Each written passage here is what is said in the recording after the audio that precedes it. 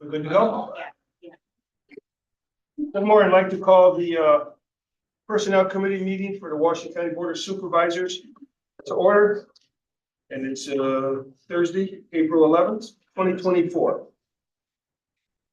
At this point in time, we'll start with the agenda. The call to order. I need a motion to accept the minutes, please. Dave, seconded by Jim. Is there any discussion? All in favor? Aye. Aye, opposed, carried. Haven't done any all year. Staffing, straight backfill request. And it's over to Danielle. So we have a few backfills. First, I'll start with DPW. We had a highway worker 3 vacate due to a resignation, which in turn, the highway worker 2 was promoted, and we do have a backfill request for that. So that was a cascade effect there. Social services, we had a senior caseworker vacated in January due to demotion. And 2 clerks vacated due to resignations in social services. For the treasurer's office, yes, I've never seen one put on here as a demotion. Is that they just stayed working but moved down? Okay. so the treasurer's office, we had a senior account clerk vacate due to a resignation.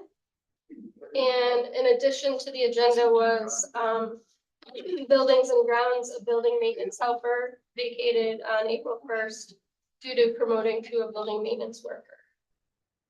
That's it for the backfills. That's it for the backfills. All right, anyone have any questions on the backfills? All these due to resignations, is that what you do next to interview? Or Some offer do. that? We do offer. Yeah. Yep, some And do. there, that seems like a lot of resignations. Is there a pattern or anything or is there a central theme as to why people don't stay with the county? Is it wages? Is it, I mean, benefits I think are good. I'm just curious if there's a pattern. Recently, they've said they've been pulled toward other positions outside of the county. The past couple that we've gotten have said that where they go to do totally different things. Well, that's just good. I mean, not that- for them, I guess, so.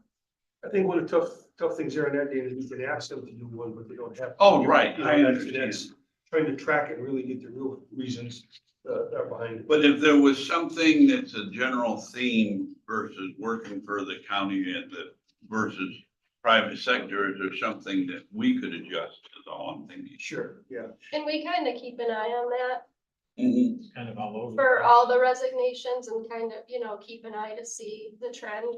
And it's a sign of the times right now. Yeah, a lot of people. But it's just good to ask that question. once in a while, Yes, that we're yes. flexible. Yeah, and the sad part of it is that many people, when they move on to their new career, they just want to leave what's there behind them. They don't want to even be bothered with it. They just, Right.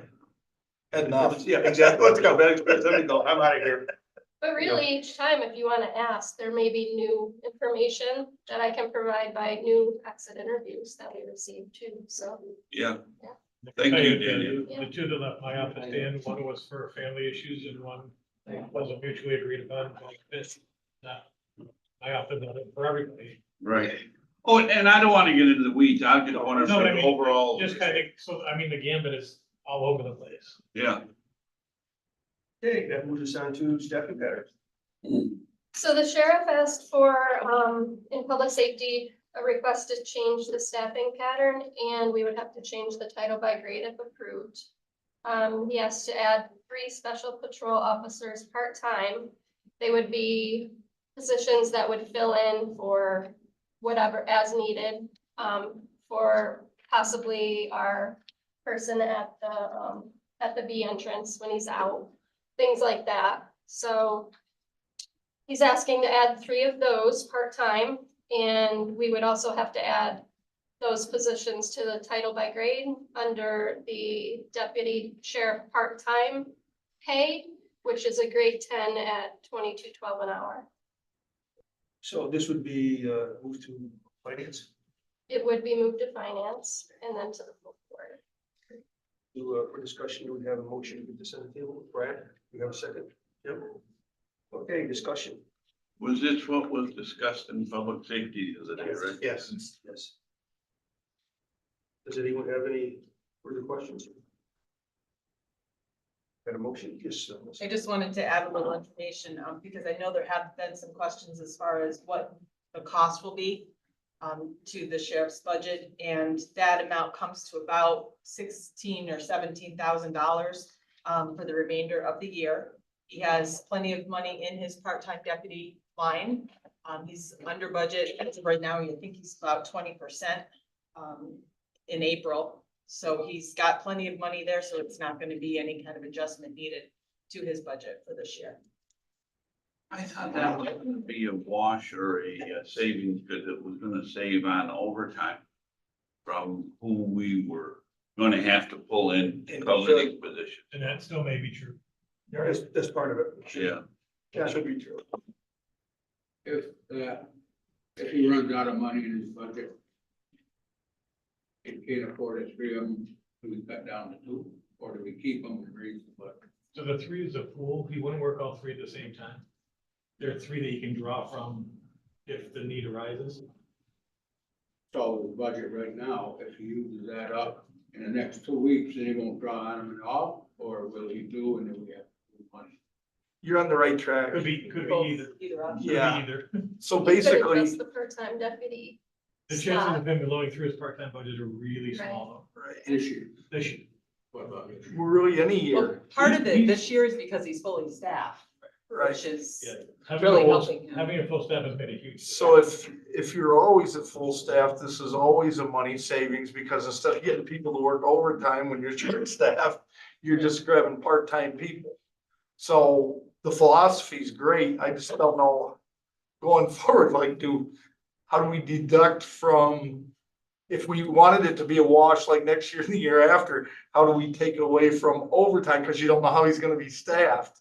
But basically, you should be able to take money from the overtime budget, and put in the part-time if it was real, but there's no way to really predict that.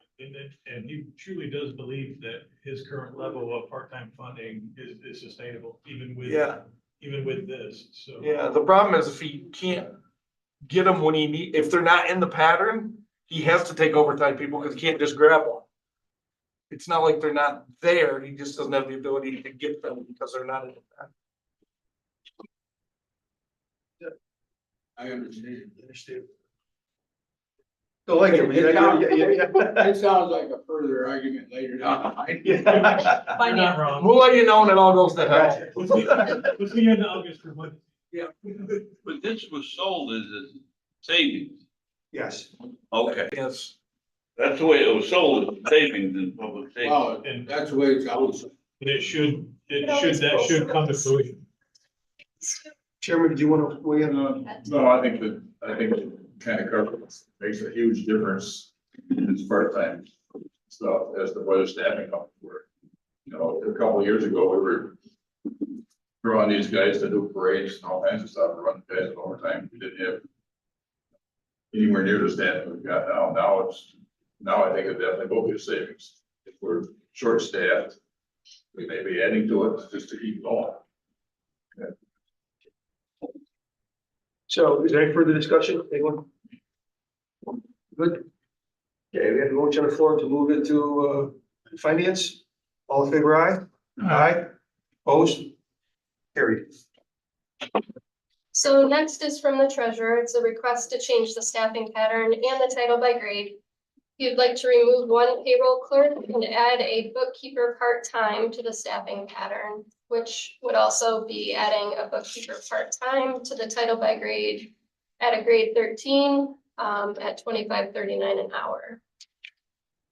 So moved by Brian. Do you have a second? Dan and Jim, both second it. Is there any discussion? Yes. And Mr. Shaw, to your point, this change is due to an exit conference. Okay. What was When I the, reviewed the job on the lady that was leaving, we determined that this was probably an appropriate change. And then I'm not gonna tell you that 6 months from now, I won't come back and go, this isn't working, but based on the exit interview, I believe that this is an appropriate path. good, Chairman. I'm sorry, I thought you had. Is there any further discussion? All in favor? Aye. Aye, opposed, carried. So under the other, I just had, wanted to give you the employment opportunities that we have posted now for the county. It's in your packet on the second page. It will list what's available now. I did cross out the county historian permanent part-time from when you received this. On the email, we did fill that position. There are also vacancies that are in process on the back of the second page. Just, we're moving toward filling them is kind of what that means, so we don't have them posted on the website. We're working with the departments to fill those, so.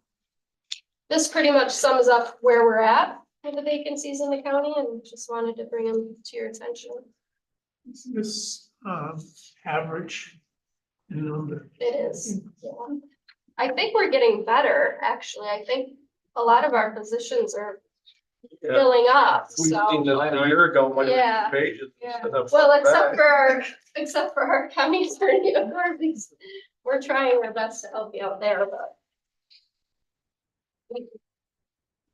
And just the last thing I had an add was, our open enrollment dates are April 20th through the 28th.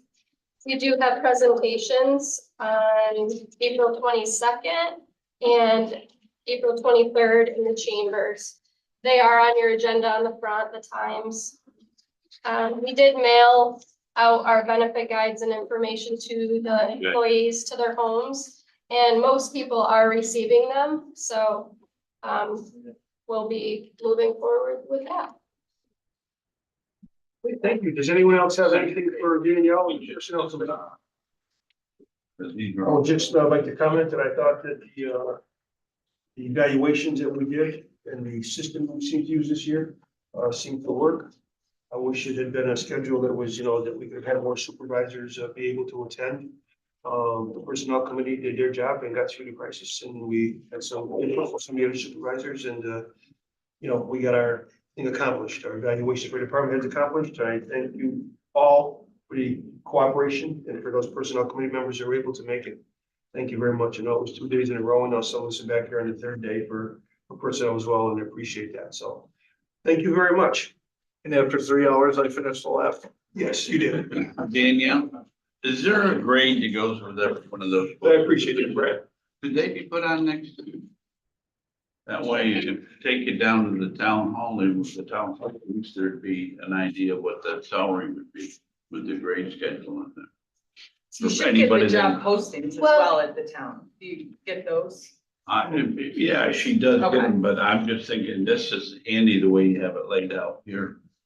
And also, if anybody's interested, there is a GL code where it'll bring you to the website for more specific information on each of the positions. Oh, there it is. You are? Or what did I say? GL. General ledger. Making money, sorry, QR, GL, whatever. Just say one other thing about those vacant positions. I mean, it is a little concerning to me. We do have a handful of positions, maybe almost half of them, that have been vacant for some time. So I think we're gonna have to kind of look at those. Obviously, the one big void is in the attorneys, DA and county attorney, where we just can't seem to fill positions. So we might have to talk about that a little bit more. Like one of those, thank you. I think the attorneys, but. My sanity does not. I'll have to get an online degree, be an attorney. Anyone else have anything for the chairman? I think that in addition to the dance shop, we've also had getting problems in healthcare. Getting nurses. Another recruitment thing. Gonna have to give some serious thought to this. Any other questions, concerns? Then we will adjourn the personnel committee meeting. Adjourn, thank you.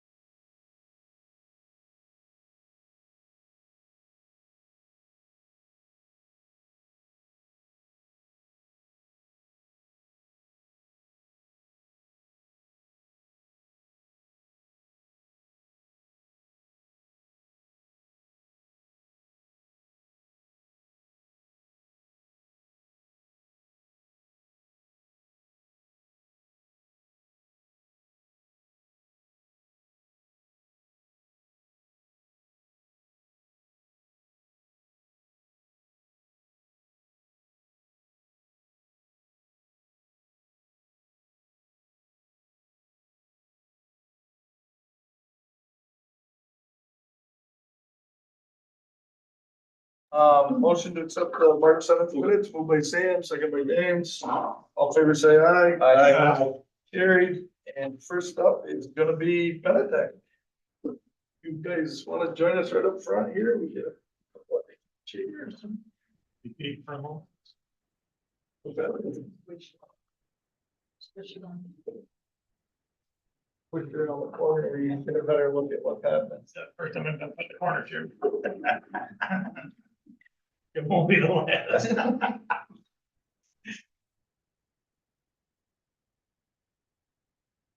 Good morning, everybody. How are you today? Better before we hear your news. You feel welcome? I do. I feel like I'm in my chair is like on the ground here. What are you doing? Raised up and right. So for the supervisors that aren't aware, Benetech is our broker, and they work with the county as far as the health insurance that we offer our employees. Darren and Josh have some information because we're at the renewal time of year. Open enrollment is coming up in just a couple of weeks, so we're just gonna discuss where we are as far as rates and cost. So last week we met with the unions, and I think that meeting actually went pretty well. All right, because when you're discussing rate changes, rate increases, unions always want to know why is that occurring. Okay, so what I wanted to do is I wanted to bring you guys up to date on what is going on both nationally and what's trickling down here to the greater capital region up north. Basically, in health insurance, what we've seen over the last couple of years, more so than ever before, the word I would use is change.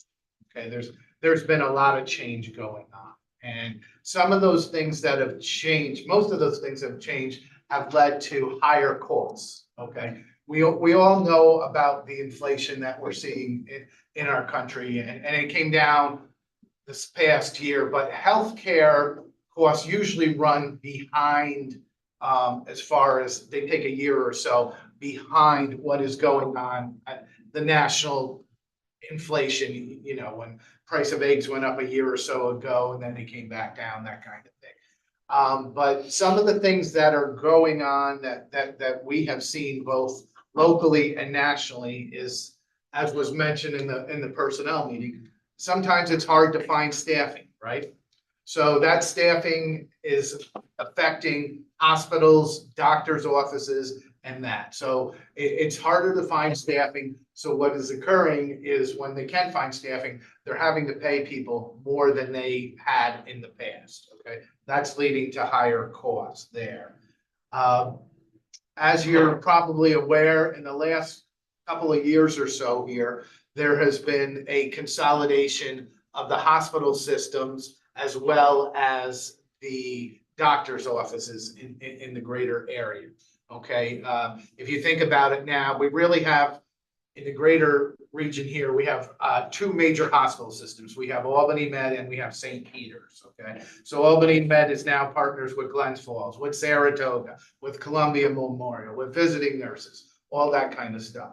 So basically, when they go to negotiate with the carriers, whether it's a Highmark, whether it's an Anthem, whether it is a CDPHP, MVP, Aetna, they now have more power, these hospital groups and that, than they've had in the past because they're a larger conglomerate.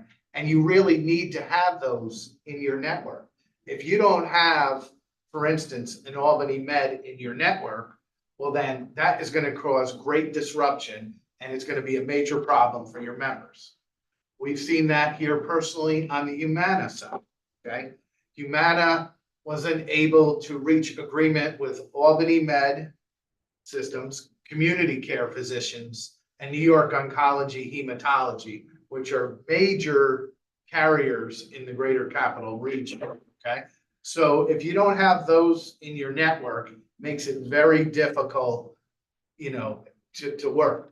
So in that stage, what has happened is that they have more power on the hospital and the provider side when they negotiate, so they can get higher increases than they have in the past.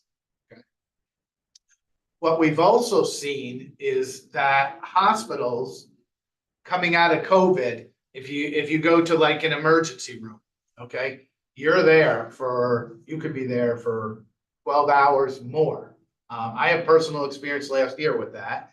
And what happened is they've shut down some, because of staffing concerns too, they've shut down some of the beds, the areas in the hospital. So hospitals have been losing money as well, okay? So what do? They need to negotiate and they need to get better rates. At the same time, hospitals know that things are now moving from being done inpatient hospital setting to either an ambulatory surgery center or an outpatient setting, okay? For example, hip knee surgeries, okay? Those are something that are very much more common today than they were in the past, okay? About 10 years ago, over 80% of those procedures were done in the hospital, okay? And so a member might have stayed for a day or two, okay? So that meant room and board for the hospital, that kind of stuff. Today, less than 20% are being done in the hospital setting. They're being done either an outpatient or an ambulatory surgery center where they're getting people home that same day. So the hospitals are not getting that money that they did 10 years ago. So what they're doing is they own a lot of these ambulatory surgery centers and outpatient clinics as well. They're getting a higher profit margin on that side as well. Okay, so that's driving up cost as well. What we have also seen too in the industry is that there's a shift from like hospital type services to drug services, okay? And I'll explain that in a minute, but so about 10 years ago, when I would look at a group and see what their drug spend was as a total, it made up about 15 to 20% of the cost.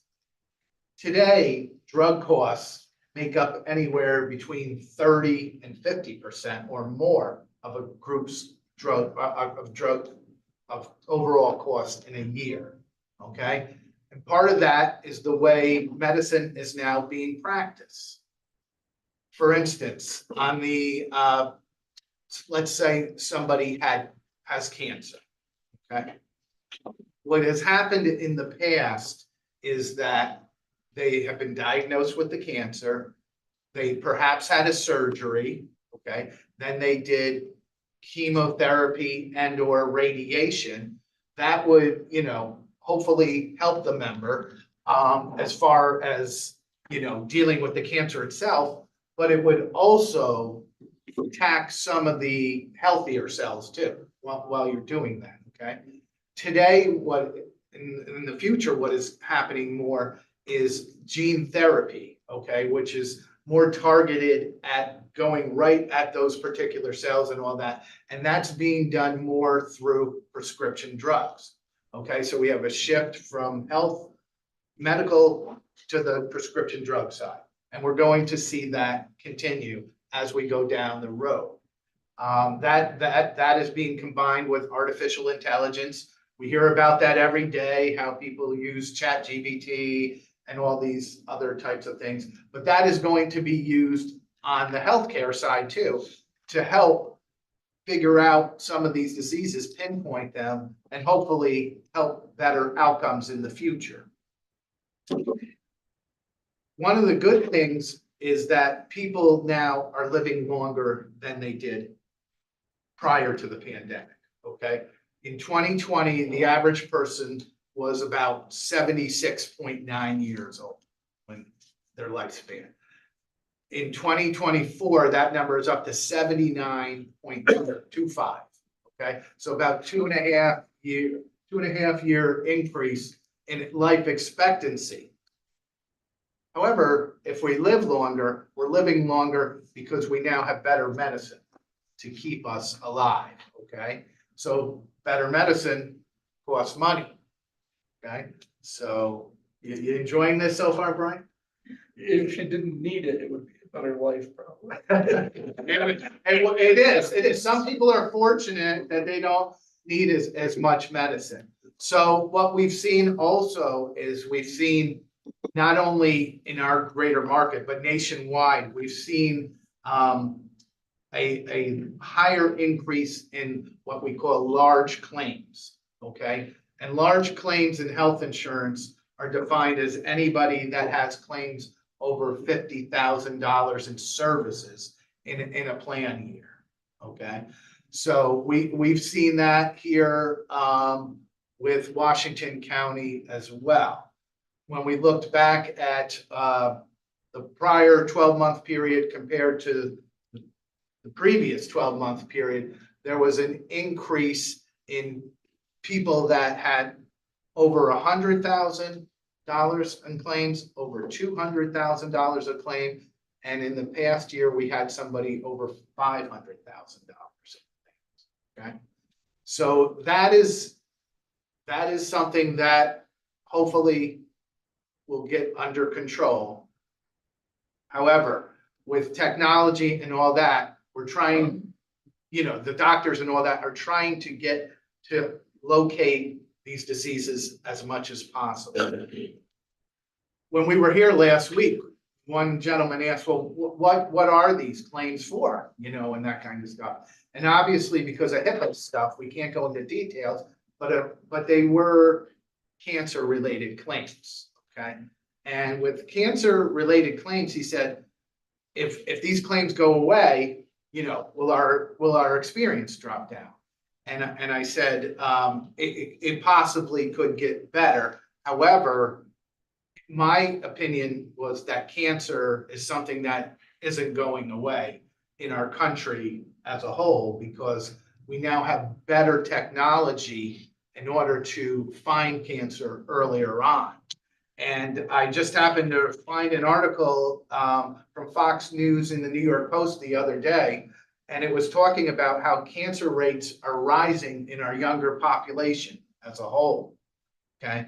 And what's going on right now is something called accelerated aging, okay? So what that basically means is chronologically, I may be, let's say, 40 years old. I wish I was, but so if I'm 40 years old, my biological system, I may be 50. They ran blood tests and things like that, and they found out that people in general that have a higher biological age than chronological age are more susceptible to cancers, okay? Whether that's liver cancer, lung cancer, cervical cancer, whatever. So this is something that's just on the forefront. They've got to do a lot more studying, but in our country as a whole, you see that our population in general needs to get healthier. So that's something that as we go along, we have to look at. Did you find any that were younger? Younger, I'm sure there is, Brian. This was just a survey that was I mean, if they published. said they only found them older, you'd question the. Right. the Yeah, scientific- this came from the American Cancer Research, so I'll have to do some more digging, but yes, there's definitely people that are, younger Well, you always biologically see than the they are. 70-year-old, you think, Yeah. wow, they don't look an age, they over Exactly. 50, so you got. Exactly. I'm wondering if that is resulting from studying, looking for cancer in younger patients now where they didn't. Right. Exactly. They're finding them quicker. Yeah. Exactly, so. It's not that it's changed, it's just they notice it now. Right, because like when I go to my PCP and they give me that form to fill out, right, about family history and all that, well, my parents and grandparents, they didn't go to the doctor unless they needed to, right? So I don't know all the history if they had this disease or that disease unless somebody told me that's what they died of, okay? So yes, they're finding cancers and other diseases earlier now. they reduced the colonoscopy age recently to 45. It used to be 50. So, people younger than that obviously are getting colon cancer as well. So it's something that needs to be looked at, at a national level. This is not something that's going to be solved in Washington County or even at the state level. It's something we need help from our federal representatives. So. Just have some real bad news to lead us up this long. So basically.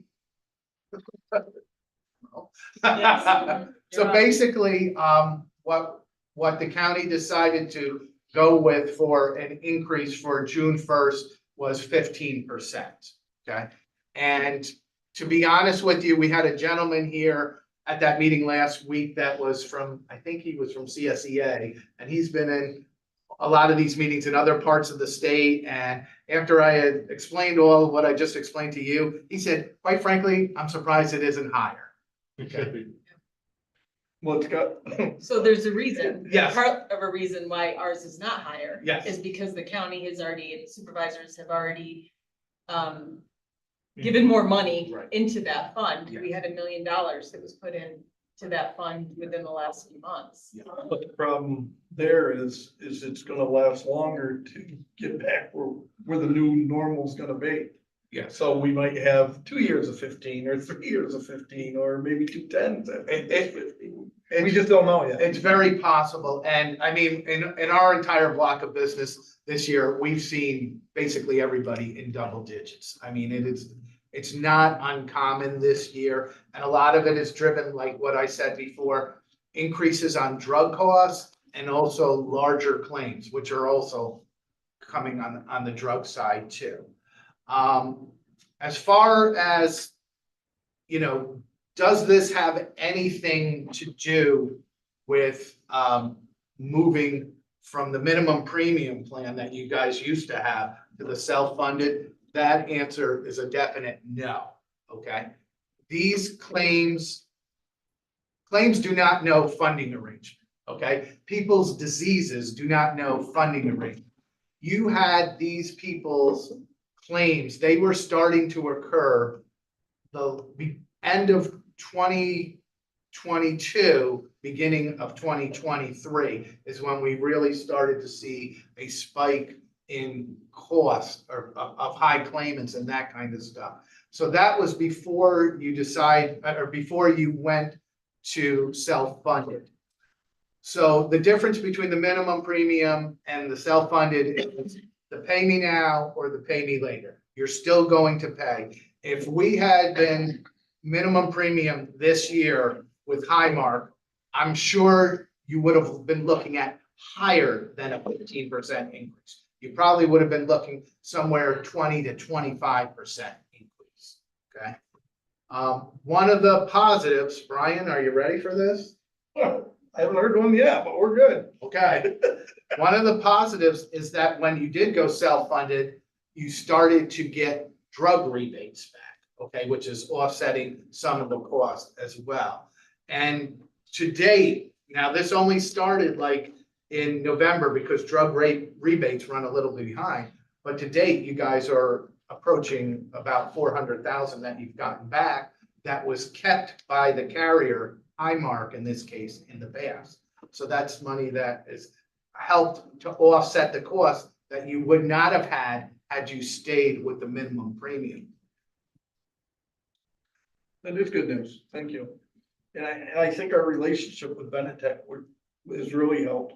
If you look back in your budget message, you'll see that I said it was gonna be 15%. We knew it was coming. We were just hopeful that 15% we get away with. So it's not like we haven't seen the changes and known they were coming. And we're able to get that information out a lot earlier than seeing it now and hearing it for the first time. We're just not immune to any of it like the rest of the region. We're all getting the same thing across the country. Yeah, and this, go ahead, I'm No, sorry. I was just gonna say, so this is based on the cost of eggs going up and down. This is. It's medical inflation, yeah. And it's not going down. But, I was sitting here saying, well, that'd be a good concept if it premium went up, or would we price it at the lowest time in the market? Or do we wait and take an average or how we price it out? That's all. Yeah. We use that as an example. I just brought that to mind. Yeah, I mean, But let's continue. right now, healthcare trends are running probably like 8.5% annually. Okay, so what that means, give or take in a year, that $100 bill is gonna be $108.50 in the next year, okay? And if the member has a flat copay, let's call it 20, right? So the member pays 20 and the group has that other $80 on the $100 claim. Well, now when it goes up to $108.50, the member's still paying 20, but the group is now paying $88.50. So see, it went up even higher per se, with the leveraging there. And that's a great segue. So that's why the 15%. So we added, was it $1 million? We added $1 million. So if our contracts, everybody's paying 25%, by us adding money to cover that charge, they're basically paying maybe 20% or 18 or 22 accordingly to where they belong. So you have to even that out, so you're sticking with your contract price. That's what our contract is, they pay 25%. They're not paying 25%. If we're fortifying it, we're paying a lot more than our 75. So that's kind of where we're at, because I know that it's gonna confuse everybody, because we're looking at like, how do we fix this? And we just have to smooth it out over time. At the same token, we only had a fund balance because we probably took in too much. So you wouldn't have a fund balance unless you collected more than you needed. So with that being said, this is how you just level it out, even it out, so 25 is the rate. Do we have, I know you talked about all the new drugs that are out there for cancer and some. Do we have any idea how many of those new drugs are actually on the formulary that our people are gonna be eligible for? Should those prescriptions be written by those drugs? Do we have any idea what, of those new meds that are out there, how many are actually on the formulary that would be covered if our employees went to the doctor wrote a script for that? Well, if a drug is FDA approved and all that, then it would be on there. It would be on the third tier, okay? Okay. So still cover just a higher cost for the member. But again, And it's still bad. I mean, there's a new drug. I was at a meeting a couple of weeks ago. There's a new drug which is gonna help people that have hemophilia, okay, which can be millions of dollars. That drug is priced at like 3.5 million. Okay, so if a member is paying $50 or something like that, you know, whatever. I mean, that's a pretty good deal, right? So the plan's the one that's eating the 3.5 minus the $50 or something like that. So we are looking at, programs, they're called program assistance programs that you see sometimes on TV. You could pay as little as this for a drug. So that's for some of these higher cost drugs. What it does basically is it takes the drug and let's say a drug is 25,000. Well, what it does is it in the system, if the group agrees to it, it kind of makes it look like the member has a 30% copay instead of their regular copay. So if they have a 30% copay, they're then eligible for copay assistance. Magically, that $25,000 drug becomes $15,000 for the group. So benefit to the group, and the member has a $0 copay instead of their regular copay.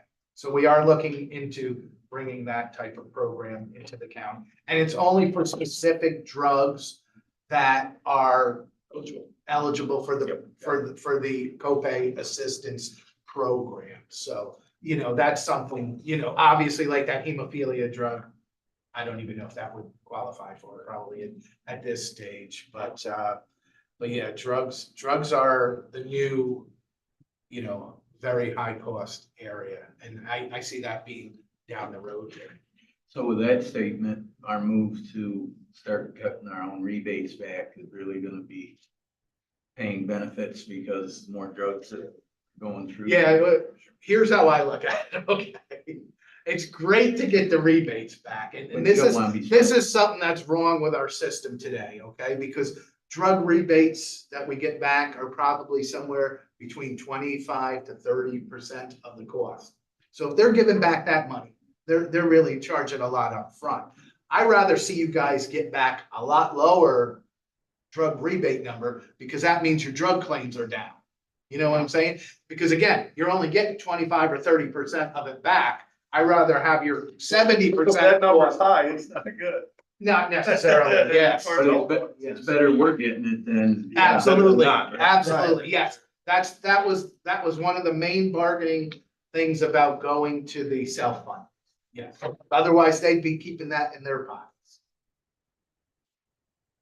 Did you have a question down there earlier? I'm sorry. That's, no, that's all right. It's a lot to think about. Yes. And I think that, we're caught up in this spider web between people that provide healthcare in hospitals, and insurance codes, which are ridiculous, and pharmaceutical. Yes. So between those three things, us sitting around the table, we don't have that bargaining. So maybe lobbying, go back for, insurance codes right now are insane. Okay, and, the people are expecting to get. And then being told that, well, you can only have observation. We can't admit you as a patient, you're gonna do observation, you're gonna send you back. Yeah. Okay, and you probably know as much better than I do. I just know that that's what's going on for a lot of the people in this county, and so they pay all their lives for insurance claims, or insurance policies. And then when it comes right down to brass tacks. Oh, sure. Yeah, and again, that, like you said, that is something unfortunately that needs to be addressed with our representatives at I would say more at federal level, state level. But, we had several groups that had Humana, okay, which you were one of them, that's changing. And they would be telling people, after this date, we can't see you, or you need to get another doctor. And this is people that had cancer, okay? That's nuts in our country, right? That's absolutely criminal, really. I mean, these guys and ladies take the Hippocratic Oath to care for members, figure it out. The first thing you do, you go into a doctor's office, insurance card, right? They want to know how they're going to get paid, and not like how am I going to take care of this patient or do better? I mean, it's a sad commentary on where we are in our country on a health problem right now. And Well, the philosophies become conflicting because Obamacare, even in its philosophy of where they were trying to get for everyone to have health care and to benefit all, the way it upset the money so that the doctors weren't getting paid, you kind of offset that. Now it's going back the other way. The conglomerates have got so big that run the hospitals that now they're forcing the insurance companies. So instead of controlling the cost, it drove it down for a while. Now it's driving it twice as far higher, and they'll do something. Eventually they'll take it the other way. But the concern is that the research and development of these drugs, it seems like everybody's fun time to enjoy slapping the pharmaceutical company. But that drug that you talked about for the celiac, that wasn't even available before you just died. And so if somebody isn't investing to find those things, your life just ended. You didn't get any treatment or whatever. So there's a happy medium somewhere, and where is that? And the best thing you can do is try to live better, but in today's environment, I don't know how that's gonna happen. You give figures earlier, like 200,000. Was that just county employees right here at this Yes. establishment? yes. Well, I do have to say, I haven't had any trouble with the insurance, and I might have been one of those highest. So I can't argue with any insurance that you guys have. Good. I'm glad to see, Great job. I'm glad to see you sitting here today at this meeting today. But I mean, if you look, so that's health and drug combined, okay? But if you look, I was watching a show the other night, right? Half-hour show. 4 drugs came on in the 30 minutes, right?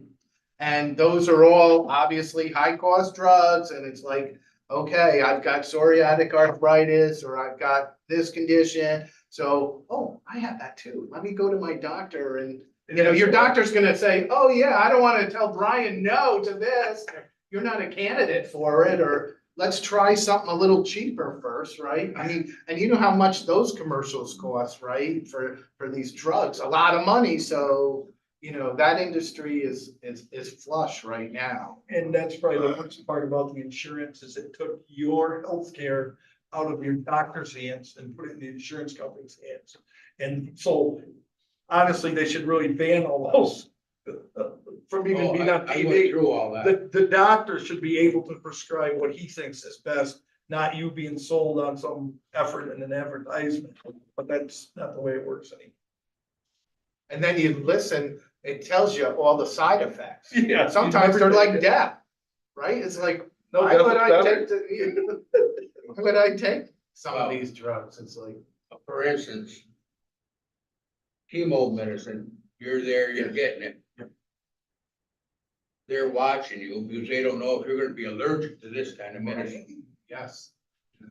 So you're there like a guinea pig to start with, but you don't have any choice. Yeah, That's the way I was looking at it. yes. Well, you're still with us. Well, I was a good guinea pig.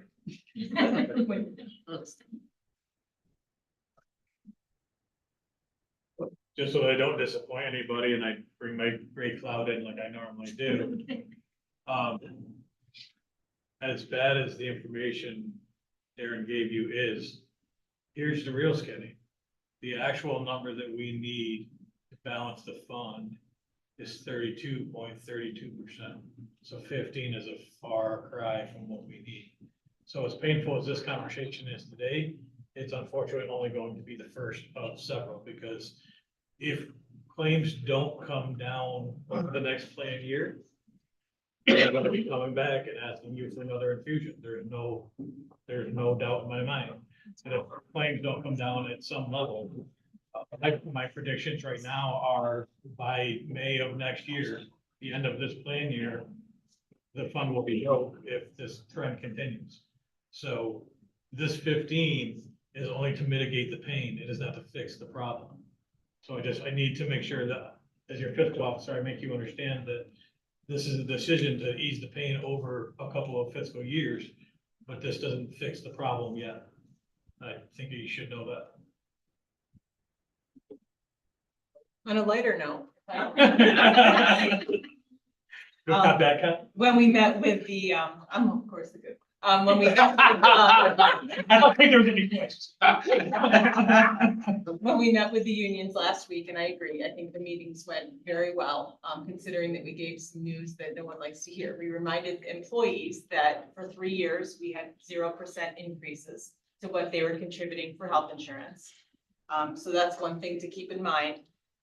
We also gave them ways that they can help manage the costs, right? We reminded them, the mail order prescriptions are a great way to, help them as far as the cost. Those good RX, memberships through like Hannaford, Target, I don't know, some other stores, maybe Walmart has them as well. Where the actual claims don't go through your insurance and you pay a lower fee for those prescription drugs. That's also a good way. Generic drugs are great. We have a flexible spending account that we offer employees. We have a lot more people that actually have enrolled in that flexible spending account than we used to have. So I think that word has gotten out. And there's also like Child Health Plus. So those that have small children can enroll their kids into that plan, which will allow them as an employee to either be on the single plan or the 2-person plan, which will save them significant money as well. I agree. I don't think the costs are going to come down with the claim. So all we can do is try to manage them the best that we can as an employer and as the employees. So we also look at the plans that we currently have and have had multiple meetings and are looking to contract with Highmark once again for our medical plan. We looked into our dental plan, which is currently with Anthem. That was going to be about a 17% increase. Benetech was able to do a little bit of shopping and found us Delta Dental, which actually is the same plan, but it's going to be a 6.9% decrease instead of the 17% increase. With a 2-year loan. With a 2-year lock-in, correct. So, so there are some ways that we're helping or trying to manage the bad news. But that's what we are looking to do is contract with Highmark and Delta Dental. We're looking for approval from the committee and then for a board resolution allowing the chairman to sign those contracts. with those two carriers. And because the county's contribution on dental is a flat $10, but those savings are actually passed on to the employees, so that's good. I'll vote on that now. You're right. Motion. Second. By Sam, or moved by John, and second by James. All in favor, say aye. Aye. Carried. So I guess back to where your discussion was with the unions, is it more palatable because the unions also represent the healthcare workers, right? The unions are spread I mean, through both sides. They definitely understood like a lot of what I was saying, and it really, when you think about it, you know some of it, but you're not thinking about it, right? You know, in all industries, it's hard finding people to work, right? I mean, your list, even though your list is down, you still have a list that's a page and a half or whatever. We still have inflation, right? That's hitting everybody in any kind of thing, not just medical. We have, you know, the drugs, everybody sees the drugs and all that. These drugs are being used for, you know, like, the weight loss drugs now is the hot one on the market. These drugs most of them were originally made for, like diabetic situations. And so now they found that it also works for weight loss. Well, there's gonna be other drugs down the road that are made for one cause, and then they're gonna be found that they're used for another cause and help that too. So this is just the beginning of that situation. We don't know which ones they're gonna be for, but, you know, unfortunately, I think getting back to what you were saying, Brian, is that the people understood. They got it when they heard what's been going on, and they kind of know what's been going on in the country. Yep. Very good. Well, thanks for your efforts. And the update was good. Yeah, this resolution just passed. What? I've heard a lot of numbers and you've done a lot of explaining, but I want to just clear in my mind what is transpiring here. We agreed to a 15% increase in our health insurance. Which is already in your budget. That's already in your budget. Right, but that's what we've agreed to? Yes, sir. And what does that do to the copay? Does that increase that? Nothing. There is no change in copay Correct. We for didn't this change our- coming year? Right, didn't change our plan. The plan's not changing at all. But So, the, remember, Cost of it. we're on our plan year is different from our budget year. right, that's So what I'm even trying. though our budget plans for a certain increase, there's been no increase yet in the premiums until the middle of the year. So that makes you lag behind too. That's why our increase will be over years instead of all at once. It's because it's in the middle of the year. So next year we'll have to do it again in order to get the first half of this year, whatever the increase is on the second half. But it's very complex the way it's set up. So, and we're going to go forward, which is important to do. And listening to Al, so. In the fall, Al, we've got to come up with 17.2% and Well, right now, we don't have to change anything until we figure out where our actual costs are. We were designating that they go with the same carriers or a different carrier, whatever the groups were. of being self-insured. At budget time, you may hear some more conversations about the 25. I just want to prepare you. for As to that. whether we need to add more money in or not. And 15 may not be enough. Right. We'll know more of that. So like going forward, which we need to do in that. Saying that we should. We were just designating the companies we're gonna work with. It's really what we're doing. Plans wasn't changing. This is really just to let the chairman sign the contract. It's more or less what. Thinking ahead. Yeah. That's what, giving us a plan forward. Yes. He's scaring us. That's his job. Well, hopefully the drug rebate will be bigger than the increase we need and we'll be also. One other thing I just wanted to Yeah. mention, so just to remind everyone, the open enrollment period is April 20th to April 28th. Just like we mentioned to the unions last week, we encourage everyone to attend the meetings that are scheduled. Because there's a lot of information there that you'll miss out on if you don't actually attend the meetings. I think that's, And there's no change, if there's no changes, you don't have to do anything, or you? right, so if you're not changing your plan, you don't have to do anything, but if you have that flexible spending account, this kind of messed people up a little bit last year. If you have that flexible spending account, you need to enroll into that flexible Every year. spending account again next year. Same So, independent daycare. it doesn't roll over, you won't stay in the same flexible spending, account membership that you have now, you do have to enroll into that again. The new dental plan, that carries over to fill in what we have now. We don't have to. You'll automatically be converted over if you don't make any changes. And we are looking to make sure, that the providers that you have now, your dentists, if you have any concerns that your dentist may not take Delta Dental, if you bring that either to Danielle and personnel's attention or to Benetech's, we are doing an outreach to see if they will, consider being in that network with Delta Dental. And we have worked with Delta Dental before. They're a known provider for us. And there is a huge number of dentists that have. Yeah. The other thing that you'll see come out, you'll see more information on it soon is we're also rolling out the, Say the least, there's lots of dentists that have two. Yeah. Not at the schools. He files John's teeth now for every. Very good, is that it? we're also rolling out, this year, the 529 college savings plan. So, that's something I've been looking at for a couple of years, finally pulled the trigger on it. So all the employees of the county will have the ability to enroll in the New York 529 college savings plan. It's all gonna be forgiven. Better late than never. Well, we're doing it all. It's all gonna be forgiven. We'll try. Thanks, guys. Appreciate it. Thank you.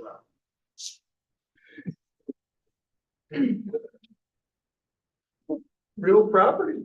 You're up next, Brandon.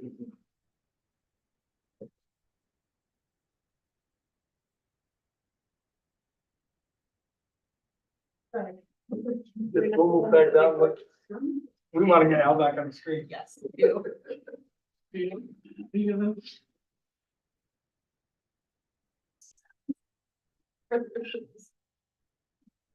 Okay, so, there's our report for corrected tax bills.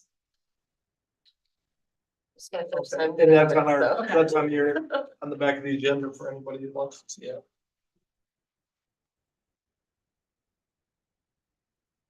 So we had 3 corrected tax bills at minimal changes.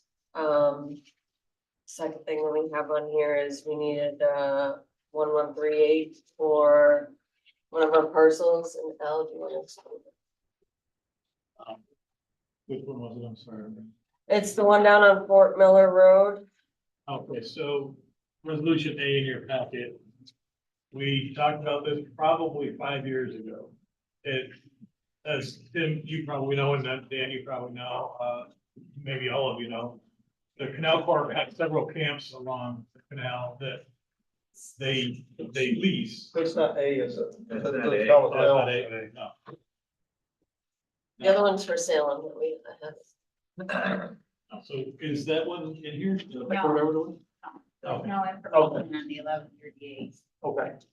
Okay, so I've seen it, so I don't know where I've seen it, but I did see it. so apparently I have to get a resolution to Debbie for the 1138. Yeah. So we'll talk about the 1138 first. The 1138 is, no, that's my bad. I Okay. didn't get a resolution to Debbie. So it's not in your, the one I'm talking about is not in fact. The camp on Canal Corp land, Canal Corp had informed us as it came up on the auction that they were not renewing the leases. As these leases come due and people die off or whatever, Canal Corp is wanting to get out of the business. So the people own the camp, they don't own the land underneath. They lease the land from the Canal Corp. Canal Corp informed us that they are not renewing the leases. So what 5 years ago we were going to do was to just turn the prop, we were just gonna give the property to Canal Corp. So because of staffing changes at Canal Corp and having to deal with, I don't know how many different bureaucrats, for lack of a better term, at Canal Corp, we finally got, Jake Ashby finally got some movement for me, and we've come to the conclusion that they don't want it and they just assume knock the building down. It's not, this particular property is not in good shape. So, we need to 1138 it to clear all the taxes. And my guess is if Canal Corp Factory does go in and demolish the property doesn't even exist anymore because the property is actually the house and not the land underneath it. So, this is a perfect candidate for 1138 because there will be nothing on which to collect the taxes. And this is not something that we would in good conscience send to auction because you're buying a pig in a poke because the Canal Corp's not going to renew the lease underneath it. So. And they didn't offer to pay the taxes. They're not gonna offer to pay anything. I'll move the. I'll second it, the motion that isn't written yet. I'll get your resolution up, but you should get it in your mail back and I apologize. Did you have discussion? I'm curious on the demolition. Would we just leave it there and just? We don't do anything with it. We're We don't, walking away yeah. from, so we never took it. We don't own this property. It's on their property. You didn't own it, really. We never took it. Any more discussion? Could you take the camp off the property? So we could, if I don't this see was we- a normal property, we would just Right, but foreclose you, on it, sell it at auction and. but it never was normal. It was always Canal Corp underneath it. Correct. So what would you have taken if, We would have taken the house and the new owner would have gone and negotiated a rental agreement with Canal Corp. They informed us that they wouldn't honor any new lease agreement, so there's no way in good conscience we could do that. interesting, you wouldn't, you're buying a No. It's not in great shape now. It won't need a lot of help coming down, I don't think. you go to the auction, buy something you don't know if you See, can negotiate. Well, it's ownership. because it's how it's put on. It's put on as an 8801, which we're trying to get away from Right. doing, which is basically removing parts. A lot of people are trying to do it and a lot of assessors are still trying to do it with solar right now. Mm. And I'm trying to get away from that because of these situations. So an 8801 is when you remove the structure or you remove the solar from the parent parcel and it's now its own parcel that's not really connected to a parent parcel that makes these situations very difficult to maneuver. You've seen these before when we have a trailer in a trailer park that was given its own parcel ID number for an agent exemption on that. And then there's no way for us to foreclose on that, we can't foreclose on that mobile home in the park because that mobile homes are personal property and they're not real property. So the creation of those parcels, so I commend Miranda on trying to clean them up because there's absolutely no way to enforce on them if they stop paying their taxes. And we're trying to steer the assessors away from doing that with the new solar farm. So a lot of them are starting to do it and I'm trying to make sure because of the foreclosure issues down the road, most of the time the solar companies, once they're complete, they sell them off to other companies. So it's hard to get back in contact with the person that actually owns the solar. So we don't want to see 10 years from now when the solar farms aren't really making any money anymore, that they kind of just get left. It's an enforcement nightmare, absolutely. Yeah, I was just trying to get clarity with all the solar Yeah. farms and all the lease programs so you're saying that the taxes on the solar should be tied directly to the property. Correct, and the within the owner better lease. Cut a deal with the lease person to pay the Correct. taxes. Correct, and it's on the property owner to get that money from the solar company itself. So a lot of the assessors right now are annexing it off, putting it on an 8801 to create a separate tax bill for it to be easier. And down the line, I'm working with Dan right now on this about where we go from here because we believe, we're trying to see if companies, if it's better for us if they subdivide or how we're gonna negotiate this stuff. So we're in the middle of finding a solution. If they're separating them off like you're trying to prevent, it just makes it easy for after they collect all their tax credits and everything to walk away and then Correct. it's. And there's nothing. So Nothing we can actually, do. And it messes up the budgets too. Say you put it on for $2 million. Now that's built into the budget for, hey, we want that tax money for the assessed value that's being on there. Now you're not getting it. so it would be in your opinion that it's a better deal if the solar company owns the property and leases it? Just. Because then you can take the whole property. Well, it's how we're trying to figure out the legalities of it is even having the property owner underneath subdivide their property off of the main parcel where the solar is. So if the solar company went to foreclosure, the property owner isn't losing their entire property. Right, but what if the solar company actually owns the property? That's probably a better situation then. Correct, but you They don't rarely, want to rarely own see that. farm. They don't wanna own the Or property. don't wanna own it. It's the only one we have in here. The solar farm wants to own it. Right, well, Good. It's good for you. I'm learning But- too, so. Yep, so that's just something we're trying to work through right now, just so this I think your Situation. program, works better. state, good information. That's really good information. Thanks for sharing. Okay, all in favor, say aye for 1138. Aye. Opposed, carried. Now we're on to A, sell. Down to Salem, when Washington County took over a couple of the parcels because of the tax auction, the tax exemption was not applied. So we have to basically make these changes to, the tax bills. That there should have been an exemption applied, but it didn't get on. Moved by Dana Have, or, sorry, Dana. All right. Second. All right. That'll never be all right. I'll never be all right, don't worry. Is there any discussion? This is the link property, right? Yes, sir. Okay. So for the school in the town of Salem, the county will not make the school in the town of Salem whole any. Is that correct? And they're gonna get charged back for this past year that they were made whole. So they're gonna get charged back for in Jackson's, the town of Jackson. A charge back for this amount, we don't really own the properties because we're still caught up in the lawsuits. No, we own the properties. So, We have 4 of them that we have title to. so, Those are the 4 that we talked about last meeting. right. So, in going forward with municipal sewer, frankly, we still can't use these properties to put on the net plan report. I don't have a way to give them to Salem, is the problem. The Right. county owns them. So, I understand the not giving part, but can you sell them? At auction. So you can only sell them at auction. I have to prove that there's not a surplus. Then there are other actions that can be taken, because right now the owners are entitled to a surplus.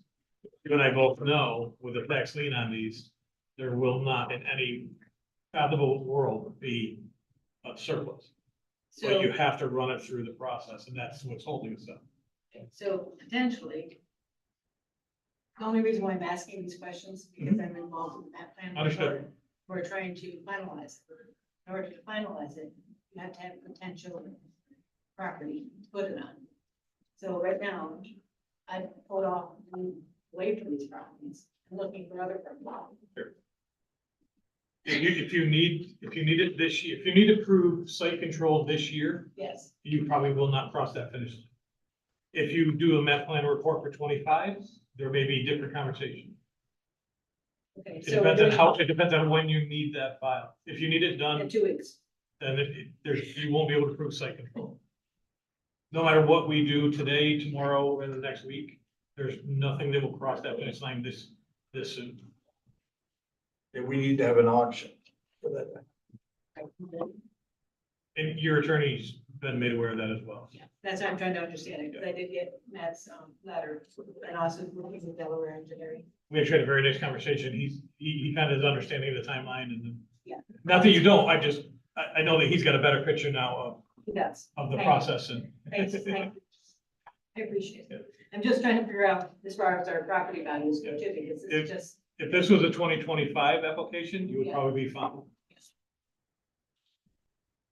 And then you just need the flavor of the board of whether they're actually willing to give it to Salem for that purpose. As to whether it would actually cost Salem money or not. I think there's a deadline issue. Because with the Right. household characteristic income survey, when we did that, it has a end date. Yeah. At 0% interest. So 0% interest is, I don't know, is much better than. Sure. 2%. Right. So the end date, if you don't get it done before the net report, then that falls through. That's what you're doing with ESC. Yeah. And I'm assuming you can't get an extension to get to 25, so. Yeah, okay. So this is a separate. Yes. Yeah. All in favor, say aye. Aye. Aye. Carried. Got it. I'm gonna be opposed on this because I don't understand it enough, the impact on our town budget. Not that I don't agree with it, but I do not understand it. It was a surprise. Supervisor, if I can take just a second, it might help. So the way that this will work is this will be a chargeback on your due county. Yeah.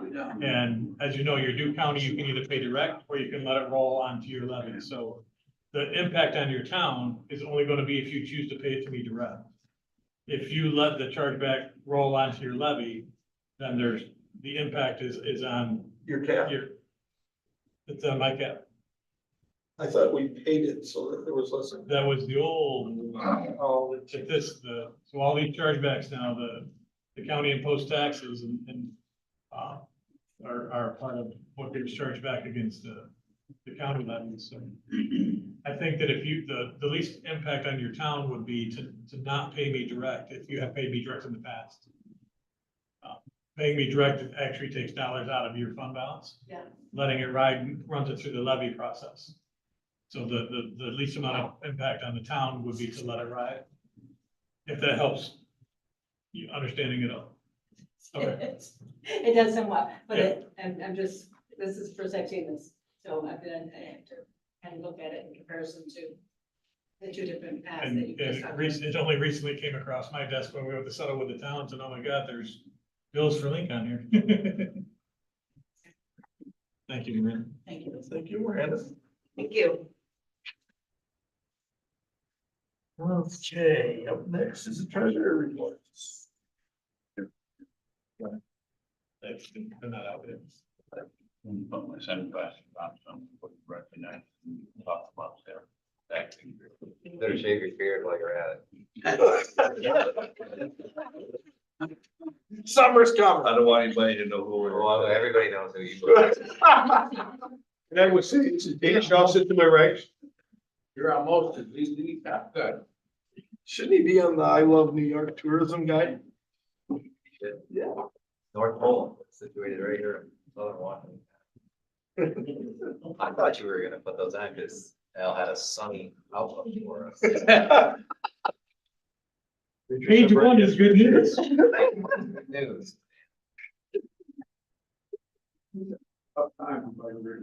It's nothing to that. Well, I can't guarantee that, Mr. Supervisor. So, sales tax deposit for the 5th was up 161,000. I'm cautiously optimistic because you remember the first deposit last month was up 78,000 and they took 49 of it back. So, we'll see what happens. It puts us 289,000 up for the year. Not brokenhearted about that because I thought we'd start seeing a swing in the other direction by now. So, anything that we have that's not in the red, I'll absolutely take. Cash balances. We are actually trending a little bit higher than last year under cash. And that also doesn't break my heart because as you remember, we invested that we can in our ICS account. So it's earning 5.12% at this point. So the longer I can hang on to that cash, the more interest we can add to that fund balance for next year's budgeting discussion. This is their first budget to actual for 2024. I kind of wait till this time of year before I start throwing numbers out, because they're kind of fictional. They're skewed highly by the levy, and now you start seeing some more real numbers. Well, I thought was interesting looking through this, there's nothing really huge of note. Everything is trending pretty well. And if you look at this countywide, not just general, not just carpool, not just county road machine, but we're about $1 million better off countywide than we were this time last year. And interestingly enough, there's about $1 million truck purchase that happened last year that hasn't happened yet this year. So if you were to add that truck purchase back in or to take it out from last year, we're almost right on the money countywide as an operation as we were this time last year. So that's actually encouraging news. The last thing that I shared with you this time, as I do every April, and anybody who tried to visit me over the past couple of days, and I was short with them, this is why. All 17 towns have turned in to me their unpaid taxes. The last page of this is the report of those collections. You'll see that there was actually 66 less parcels turned over, but it's about $232,000 more in collections. So while there are less parcels, there was more money, but a $232,000 increase countywide over year is not, again, it's not something that makes me trepidatious or puts me into a tailspin, so I'll take that. I definitely like that there's less parcels, because that means more people were able to get into the towns and get paid before the additional fees and interest and everything was added on there. You'll see, like, countywide, there's $323,000 just in that late fee, that 5% late fee that gets added on April 1st. Countywide, it's $323,000 just in those late fees. That's all I have in my report. You'll hear enough from me later. And later is now. Later is now. But wait, there's more. Let me say something about that first. Yeah, had some contact from some of the counties regarding our level of sales tax. What, how we're only three counties that are at 8% now, and talk about what 8%.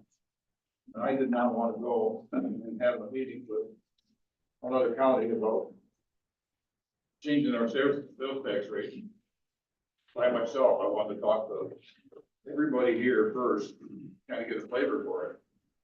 I talked to mostly of myself, and everybody that I didn't talk to has been talked to by Peter, Brian, and Dave. And a number of you said, yeah, we'd be interested, but let's see what it would actually mean to the towns and this sort of thing. So we've asked Al to come up with this little report he's gonna give you now, which will give you a pretty good feel, I think, for what it would look like, you know, for the county and for the towns if it happened. Armed with that, I think we'll have better information. I'll go ahead, meet with, you know, Warren and Sarasota County and see what they're gonna have to say, but I wanted to have this information before I did that. You know, I don't like running out to anything for the board on my own behalf. I want to reflect what the board does. That's why we're doing this. I appreciate it all doing it. And I'm glad everybody's sitting down, because uncharacteristically, I'm just gonna present the numbers and keep my mouth shut. I bet on that one.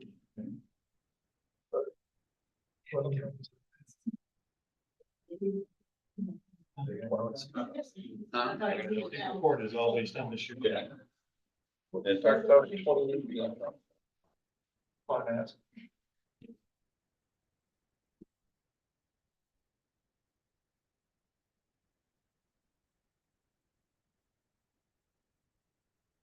Maybe that's where you're comfortable with it. What do you think it is here?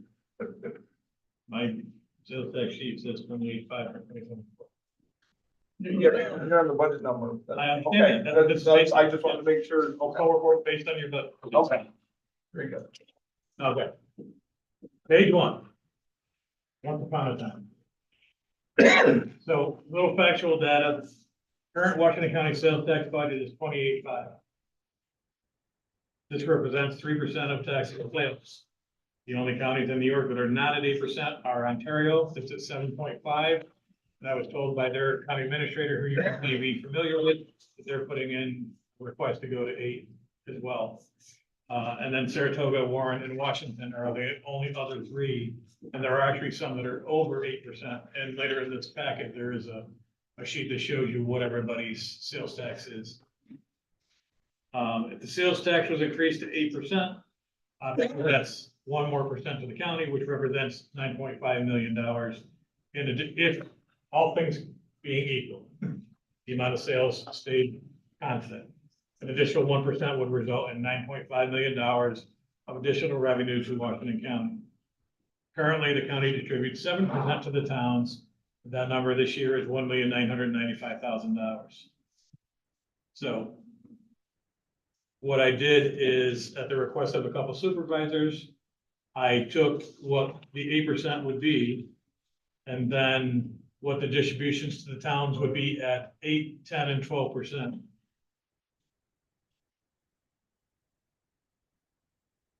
And you'll see that 8% results in $2,660,000. 10%, oh, we're off a line here, I think. Yeah, 10% is 3.8 million, 8% is 3,040,000. The 2,660,000 is if you didn't do anything and it stays at the 7%.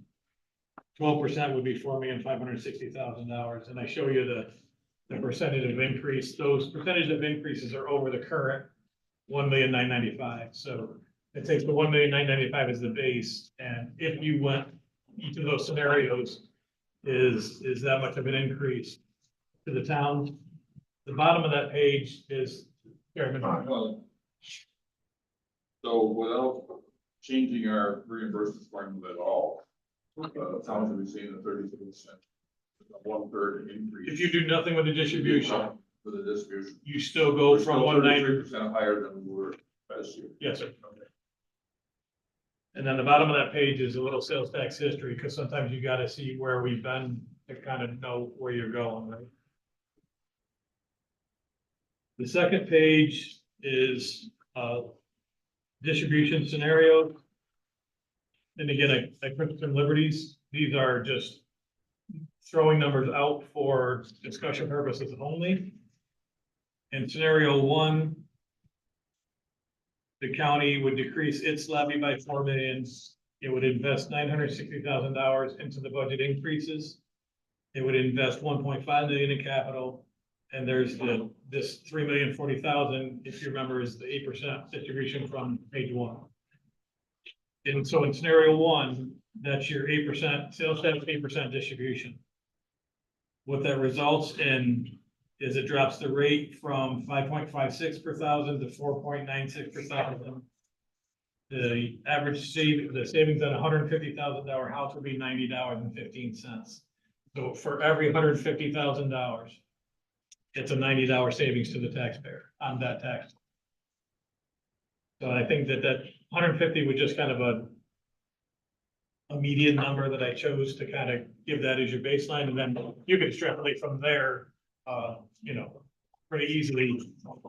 Using the rate of 4.96 per thousand, you can kind of get to where you need to get if you're looking at, how does this affect me? Because that's what we all do, right? So you could actually work that rate through your assessment and see the savings on any specific property that you're interested in, be it commercial or residential, because as well, commercial impacts too, correct?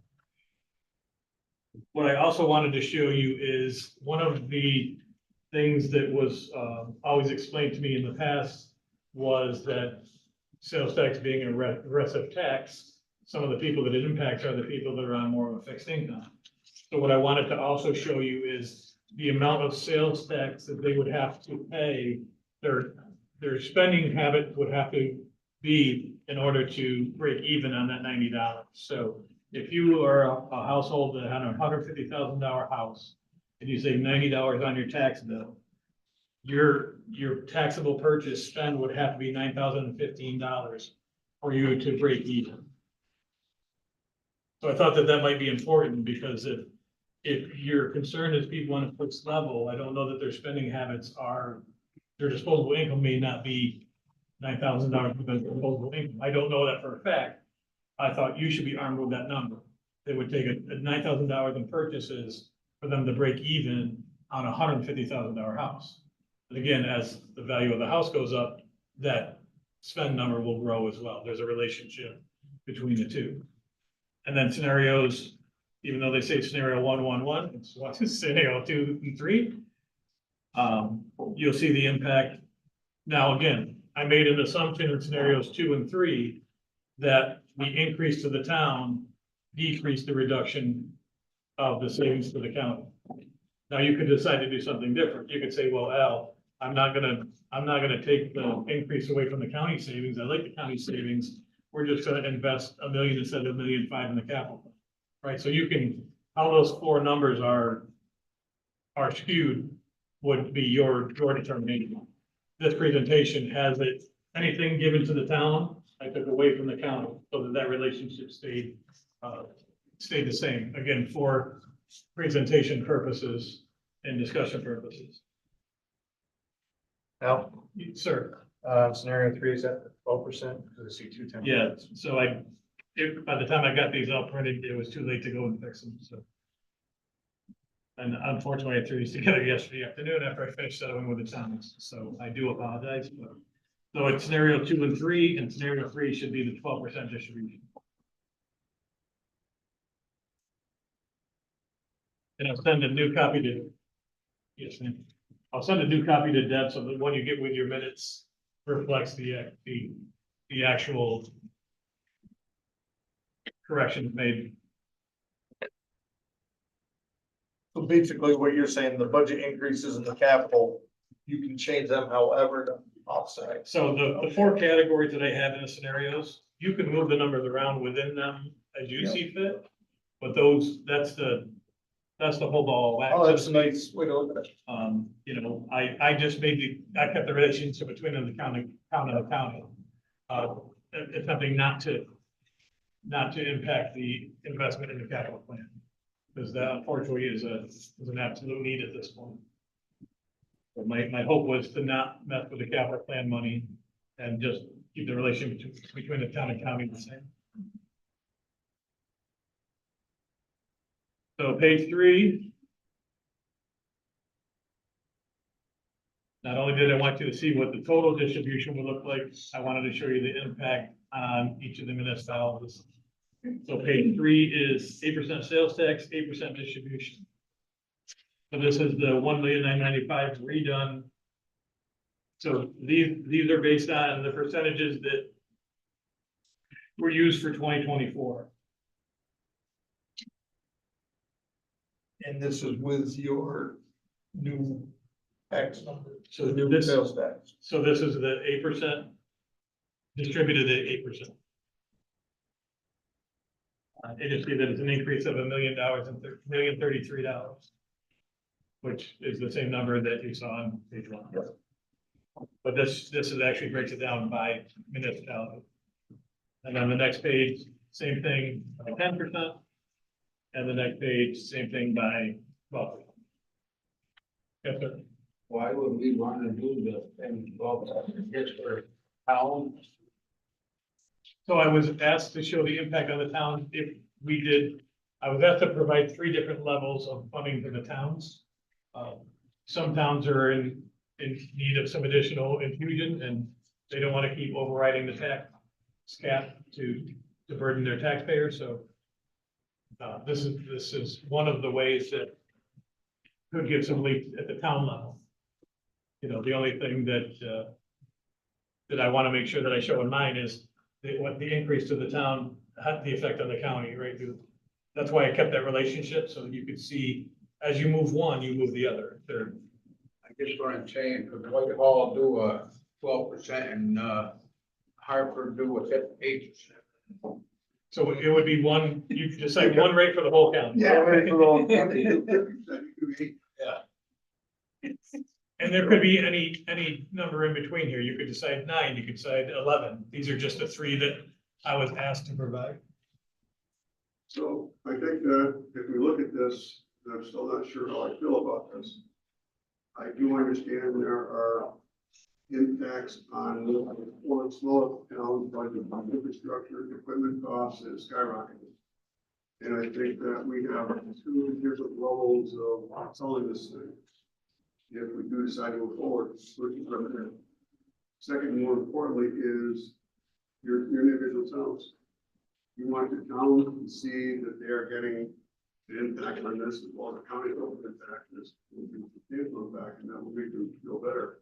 And I were playing with some numbers, that's what we saw the sales tax, know what it was, look at it, and, you know, there are substantial benefits that would come to people like Salem and Hampton and other places that really need a kick and helping with equipment costs and everything else. But so I'm still not sure how I feel, but it is important, and we have some towns that are very fortunate when we get to 2026, and others aren't. Sure.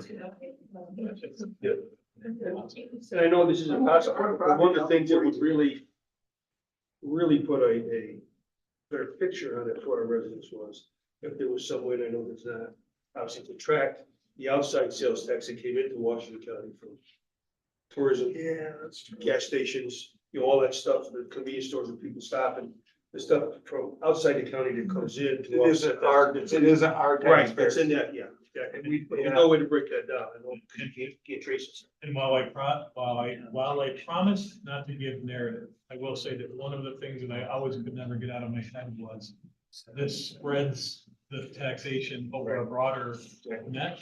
You know, our property taxes over this group of people.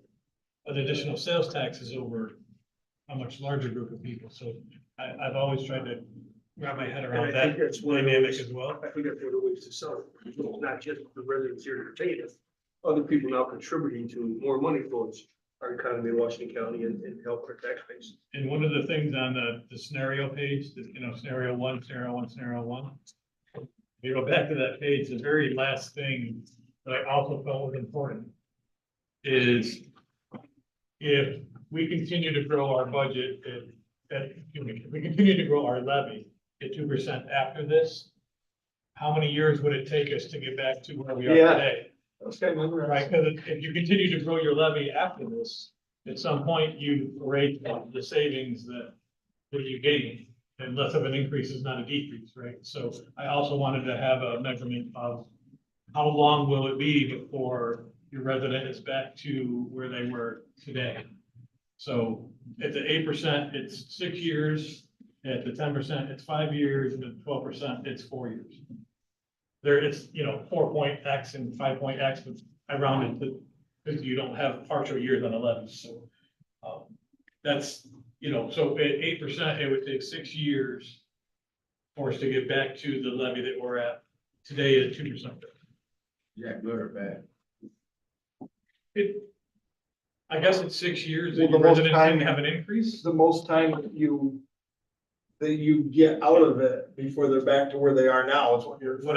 What I didn't measure, supervisor, and it might be an interesting mathematical look at things, is if none of this happens and our levy continues to grow at 2%, what is that delta? Because, okay, yeah, I'm saying that in 6 years, we would grow back to today's level. But if we didn't do this at 2% growth, what's the levy look like in 6 years? That delta I didn't measure, and that might be an important number. Because that cost avoidance, I think, has a value. But get back to Sam's point of tourism, with a lot bigger investment in tourism over the past few years. It looks like it's beginning to have impact on it, so we would hope that it is spreading the burden, the taxes over people from outside the area. They're doing some relief of property tax for people in here, so hopefully tourism keep on increasing. Laura's got a good program together, it looks like it is, so it's a benefit. Because even the short-term rental stuff through Airbnb, it's taxed. So those, that outside money is already something that's coming back to us as well. And that industry is doing nothing but grow. Chairman, you mentioned before you talked to Saratoga and Warren County, are they thinking about going 8%? Did they approach you? Did you approach them? Yeah, everybody's talking about it. They've approached that in the last 10 years. Yeah, they've approached it for the past couple of years, but more seriously. We'll see where they're at, but we sit out and meet. And, after this, I'll go sit out and meet and see what they want. John was up. What would be the negative side of saying it's? You showed money coming into the towns always looks good, so what would be, if we stayed at 7, what would be the same as we are? Are you talking 7 at the 7% total sales tax, or are you talking 7% to the towns? I guess I'm trying to I understand. guess 7% of total sales tax. In other words, don't change it. Don't change anything. What would be? I see we're gaining. But what a gain is a loss. And that would be the taxpayer in. You're raising the tax. Right. Right, I understand that, but then they're dependent about outside to pay most of the tax, but it's still gonna go up to me, you and Oh, right, everybody else. yeah, right. No, you've got it right. But we're gaining Is if only we by can, the tourism and everything. Is actually where we gain. well, the best gain for our citizens would be if we could actually lower their property tax. That's the whole idea behind it. And that's where they lower the levy for 6 years till it gets back up to where we are now. Right, so it's kind of a reset. And if we did nothing, Supervisor, what I didn't measure was if we do nothing and Ryan is able to get the budget to come in at 2% over the next 6 years. What is that delta? Because I measured what the possible savings to the taxpayer is. What I didn't measure is if we do nothing, what the projected increase to the taxpayer is. And that might be an Right. interesting number as well. I guess that's what I was. Right, that's the thinking. piece that I think might be missing. Okay. But I'm sorry. Sue had one more question. What I find interesting is the break even spend. Okay, because if you look at, like the demographics for the elderly population living in their homes. Okay, that break even spend that you've got on each, 8 or 10 or 12% distribution. Your disposable income doesn't even come close to that break even spend. Which actually made me feel better about it, because I don't have the facts to prove that. Yeah. But parenthetically, I believe that to be true. So that was great, those numbers are great, and what that does is show that there is an influx of outside money. Because these people that have these lower incomes don't have the spend money to go out and spend for anything. So if it is a regressive tax, which it is, Yeah. and you're concerned about the impact on those people, that number is important. It's very important. It's incredible. So thank you for going through with all that, and what was an easy number to come out. And I have to thank the budget officer as well. We talked about this for quite a while before I ever put pen to paper. To Sue's point, I was very hesitant to go to 8 until I started thinking about the impact that it has. It has probably the least impact on the demographic population Sue was alluding to momentarily ago. And I would suggest that 2% is optimistic. And we have to really consider, the out years. We'll feel good right now if we get too aggressive with this, but then what I mean by that is offering to lower taxes, the impact of it. And later on, you're gonna get slammed. So you gotta smooth out, we have to smooth out the peaks and the valleys. We've gotta resist the urge to try to say, okay, well, this feels good now, but 5 years from now, we're gonna slam dunk people. And that's my only comment I'm gonna make to the committee on this. The other measurement, Supervisor, that's not on here that probably is important information to keep in your mind is we're only a couple, maybe 3 years away from the pilot coming in, which is some substantial money as well. So while your concern is valid, I just want to make sure that we also remember there's another conversation coming soon about that pilot as well. And there's life expectancy on that Yes, as sir. well. Yes, sir. So within the lifetime of our grandkids, we have to think through that too. We don't want to say failure. But, no, thank you for the data. It'd be interesting to see that. I think I didn't know, I think the chair was next. The other thing to remember is we would never do this alone. We'd never get this to the legislature alone. So if Warren County and Saratoga County and Ontario County go this year, and we don't, we're probably gonna be a 7 for the rest of our natural lives. Or longer. In my case, at least longer, sure. The other thing is this also isn't a slam dunk immediate thing. You remember it took 5 years to get the mortgage tax thing. There was some really. And that seemed like a no-brainer at the time. And that seemed like a complete no-brainer. And, this seems legislatively like a no-brainer. I bet it'd be a couple, 3 years where we can actually get it done. Maybe not. Maybe I'm overly pessimistic, but, starting it this year is certainly the thing to do. If we're gonna do it, along with everybody else. Yeah, you're 2 years minimum, Chairman. Yeah, I'd say at least 2 years. Daryl? A follow-up question, the 8% of distribution to the towns. Where is that set? Is that set? in You said, legislation? you said it. We will set that. So that decision. Is Yeah, internal. there's 2 or 3 different decisions going on. So we could actually go 6% if we want to do the town. Yes, sir. The main thing is. No, wait, wait, wait. Well, no, Yeah, it would probably still be an increase. No, please, keep talking. No, it would probably still be an increase. So I've been here long enough to remember when it was a flat million. It was Yeah, just a flat million. I've been here long enough, I was nothing. Well, yeah, No, so. but I mean, yes, Supervisor, there's anywhere between 0 and infinity that you can set as the I number. mean, it'd sell better for our taxpayers preaching the 12%, I understand. in your town, it In might, a town. Maybe not. but if you, where your county But- at? it may not. After 4 years or so, we're gonna have a gap to. Right. County doesn't like this, it sounds good. Well, I try not to do anything to get reelected. I try to do what's best for the citizens as a whole. Because when you try to play the election game, it's what's happening in Albany now. Everybody's pandering for votes and they're making all the wrong choices. And I don't want us to be in that position.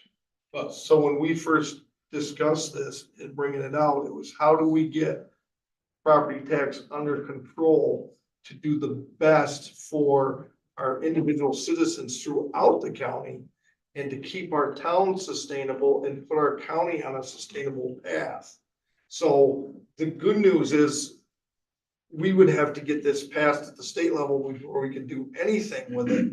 And the part we set, we could change. If Each it's year. not, if it wasn't enough for the towns, we could change it up. It's hard to start high and bring it back down if you realize you made a mistake. So I think the parameters are built in of what we control if it ever passed, then we could do a better job seeing as like a CHP as that came around. What did that do? If the Medicaid relief actually passed, what that would do, because those are all things based on lowering property tax. So there's a significant opportunity, but we do have to be careful that we don't get just viewing our own little town here. We view what do we do to our entire population? And with our population growing the highest now, and the elderly that are on fixed incomes, this kind of fits that scenario as where Sue went, that they don't have that amount. If we can lower their property tax $100 and they're not giving it all back at the 8%, that's a huge help for everyone. That's with some foresight, but there's still gonna be things we're gonna miss. That's why it's nice to have the discussion to hear what everybody else has to say about it, because my mind could be changed either way. I'd also add a bit of philosophy here.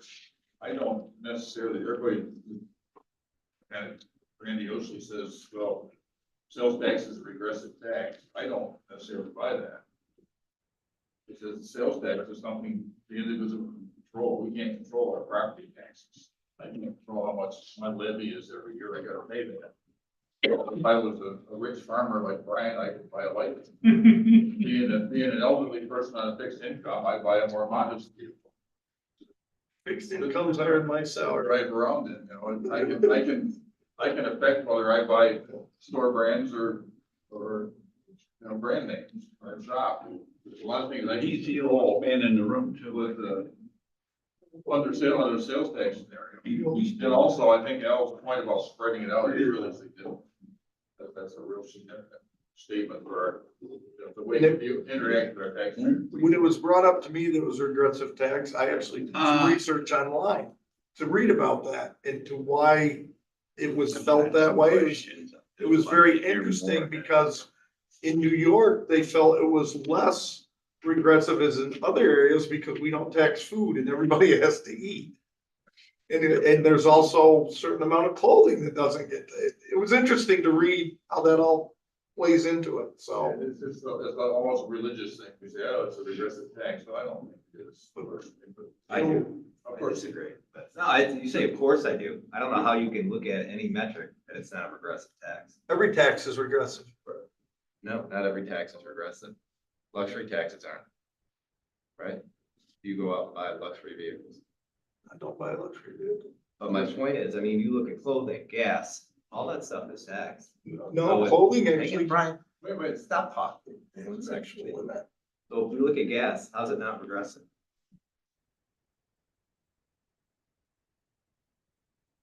I can shop around, I can drive to different gas stations.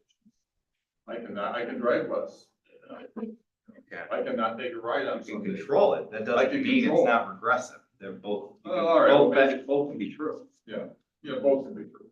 And the makeup on 9,015, that's nothing. I mean, every household in this county pays 9,000.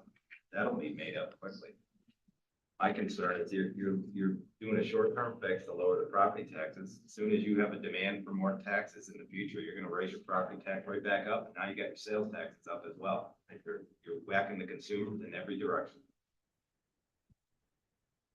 And that's why I liked what Al said about changing those middle numbers. I think the property tax would have to be a little more than that, decrease, to make that How worthwhile. do you control them? So it doesn't get right back up in 4 to 5 years and you're in the same scenario. So Well, you're always going back to the number. That's true with every, Just a short-term fix. right.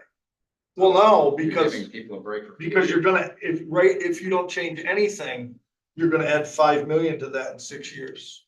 So that 37 million is gonna be 42 at the 2% cap level. So that's going to, so if you get 5 years where it only gets back to 37 million, then you've got another 5 before we get to the 42. And then what do you do? Go to 9% at that point?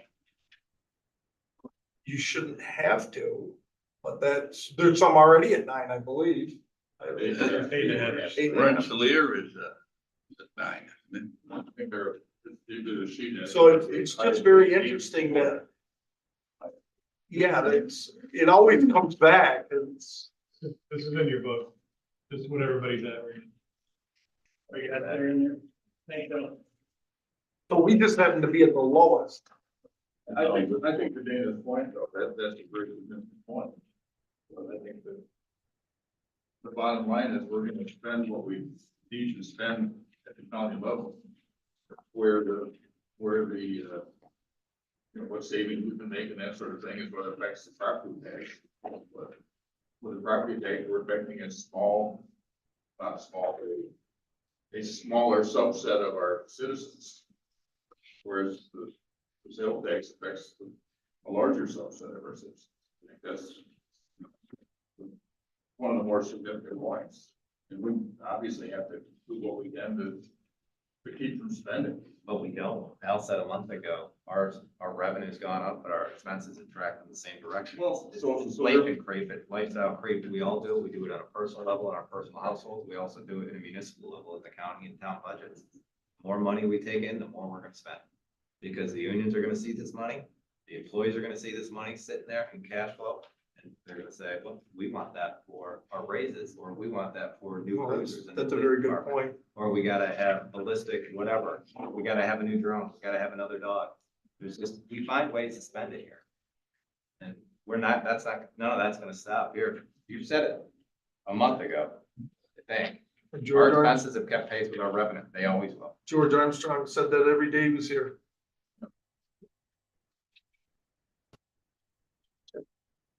Yeah, I'm kind of sitting on the fence like Dana. I mean, it's a no-brainer for Warren and Saratoga County because a huge percentage of their sales tax is gonna come from people outside the county.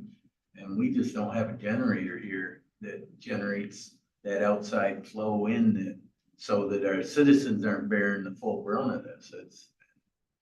I'm just kind of sitting on the fence here. I'd love to say that, that if we stayed at 7%, this is a drive over here, it's not going to, we're not gonna increase it.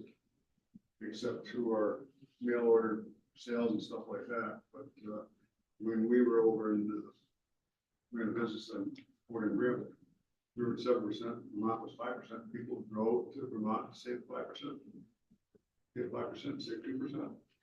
We save money after gas, I don't think so, but there is a difference, so if we had a better shopping areas here, we could see some inputs coming back that way and bring it. We don't don't have the retail base to substantiate that. So, It's interesting because, like Warren and Sarasota County, their sales tax numbers have changed due to the retail has changed. And Washington County has gone up because of the internet sales and the change that we've seen here. You know, I hear some of the malls are being made into potentially luxury apartments. Okay, because the retail is not there like it was. And the market's changing. So if we think that we're gonna change it, I think we're better off changing it as a group. The Warren, Saratoga, Washington County, and Oneida. Terry, What was the other one? I'm Doing it as a group to standardize the sales tax in New York State. I think that we kind of held off on doing it. I'm actually in favor, because I think that disposable income for the elderly population doesn't even come close to what this rate concern. When you're making $1,700 a month, you don't have disposable income of or roughly $600 a year. Just not there. So they said, well, they don't drive, they don't want any drives. yeah, in some ways, this isn't much different than a tax exemption on your property. It's a shift. It's a shift. It's really what it is. A lot of the ones you're talking about, they're renting, No, they're not owning. no, there's a lot in Salem that are owning. Yeah, you'd be In surprised. fact, I'm dealing with one guy right now who lost his wife, has to switch to a one income that he wasn't prepared for. And he's trying to figure it out. And that's based on $100,000 home. Yes. Yes, because they've owned it, some of them for generations. Yeah, it's hard to make us all see how this all fits in. So we have an elderly lady in Hebron that lives on the old farmstead. She only just owns the house, maybe 5 or 10 acres. And she lives on $700 a month. Without a car, has friends that take her to get everything, but I have no idea how she lives that way. Happiest person in the world, enjoys life, cooks her own meals. She won't even have meals on wheels. I mean, just everyone's situation is different. It's just, and that's why it's hard for New York State to make state laws that control rural in the city, because everything is so different. So we all see it through a different lens. That's the great part about having a board of supervisors. We get to hear the lens that you see in your own communities, so we can understand them and hopefully make better decisions. And I like Dana's insight that you will spend the money, whatever you save or get. And that was my concern with looking at what the towns get, is the fact that the towns probably don't have a better way than overriding the cap. It's probably the only way to get more money. This is a way to share some of that. And I understand that completely. But if you think that because you're gonna get that, you're gonna lower town tax, our towns are probably all running behind in things right at the moment. So that I believe that the tax decrease will be more on the county side, if it's at all possible. I don't know how you do it in the towns with that type of influx of money. Sam, Sam, so. No, I was just gonna comment that both Daryl and Dean are right, and the fact that if we have the money, we'll spend it. Unfortunately, I think we're gonna spend that money regardless. Even if we don't have And it. we're gonna raise property taxes rather than having an offset to it. I don't think. I understand exactly what you're saying. I'm concerned about that as well. But if we're going to spend it, we might as well have some revenue come that's gonna help offset what we're spending. Because we know we're gonna go there. We know we're gonna have to give raises. We know we're gonna have to get new vehicles. You know, and then down the road, if it's not this board, even if we become more disciplined in our spending, as the next board becomes gonna be disciplined in theirs. And we've missed the opportunity, like Bob said, if the other counties do go with it and we don't, we're gonna be stuck at a 7 or 8 and not be able to leverage that. that's my question. What's our timeline on this to get on the train? When's the train leave the station? So the good news is today's meeting, my understanding from the chairman, was today's meeting was just to allow him permission to open the conversation with the other two counties. The earliest it would be carried would be the legislative session next spring. So I think we're 2 years out. If if you took action today to give them permission to talk, you're 2 years out from anything. Minimum. So, yeah, follow up, what's the harm in talking? General though. I guess a view from Whitehall would be, you have a lot more stores, everything down here. Your sales tax is a lot more than we get. I think Whitehall is probably the poorest when it comes to, we don't even have a shop place.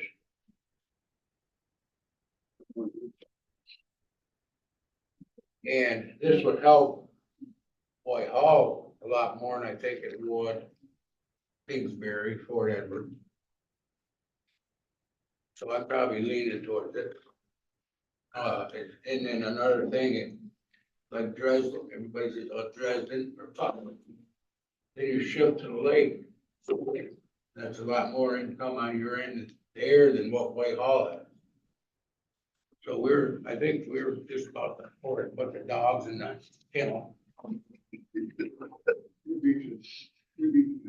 Well, ours is overrunning. So I would say, this is what I'm gonna do. I'm gonna go home and take my budget from this year. I'm gonna project 2% increase in the next 5 years and see what impact it is on my residents, my sales tax. Based on the numbers that, the Tal's provided with the new distributions, because that's gonna tell us what impact that has on the towns. And the second thing is, a lot of the increase over the past 3 years has been forced on us.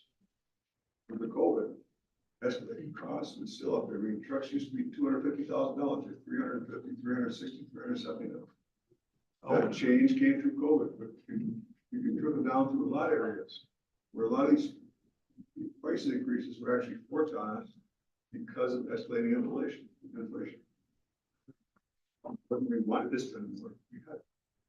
I think the other thing to think about is that some of our northern towns probably do a lot of their shopping like on the road in Essex County, where it's 8% now. And I don't see it dramatic. What's really dramatically changed is online. I bet we don't have any way of knowing, but I'll bet you'd find towns that weren't getting anything from shops. Like Hebron, there's no place to even shop. How much do you think sales tax comes in from Hebron now from online? Not even a store available to buy anything. So there's the whole, that's really why our sales tax grew from 20 to 30 million, to be honest. Yeah, Is because everybody's buying online instead of traveling to all those places. But in another scenario, if we go to eat in Lake George or Saratoga and they go to 8%, we're gonna pay 8% sales tax when we're out to eat.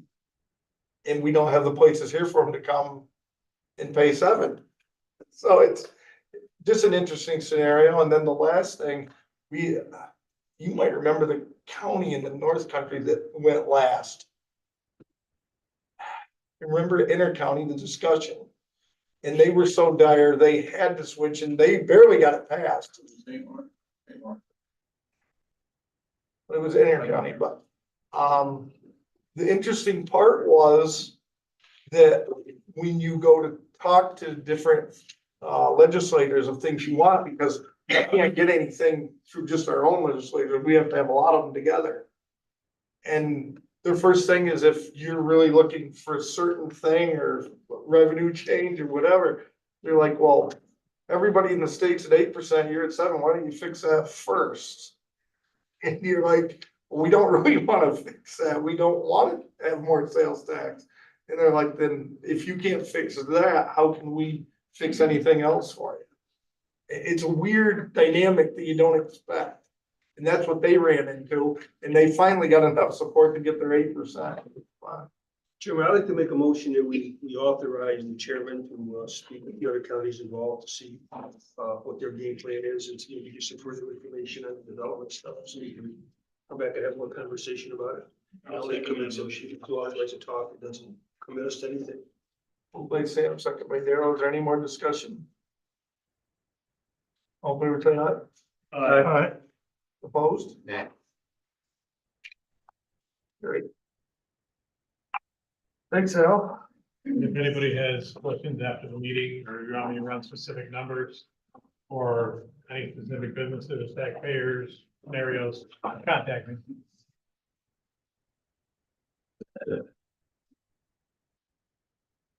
We're on the budget amendments.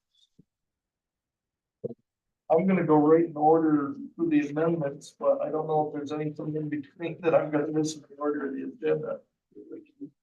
So, resolution B, Board of Elections to carry over unspent grant monies. Moved by James, second Jay. Any discussion on that? All in favor say aye. Aye. Opposed? Carried. Resolution C, Board of Elections for barcode scanner kits. Moved by Sam, second by Green. All in favor say aye. Aye. Opposed? Carried. D, County Administration to carry over unspent local assistance and tribal consistency funds. Moved by Daryl, second, Sam, discussion. What do you do with these funds? This is to finish the sign, I believe. Right. Unspent That's a- grant money, supervisor. It's tribal money, it's to finish the signs. Our grants don't automatically cross years, so this is the process to get in here. Okay, All in favor say aye. Aye. Opposed? Carried. Resolution E, public health for revenue to track disease self-management. I'll move that. Moved by Daryl, is there a second? Sam, Jane, Sue, all in favor say aye. Aye. Opposed, carried. Absence County Road Fund budget to carry over unspent water quality improvement grant. So moved by James, second by Daryl. Any discussions? All in favor say aye. Aye. Opposed? Carried. The second one is another county road fund budget to carry over unspent water quality improvement. Moved by Daryl, second by Mr. Fisher. Any discussion? All in favor say aye. Aye. Opposed? Carried.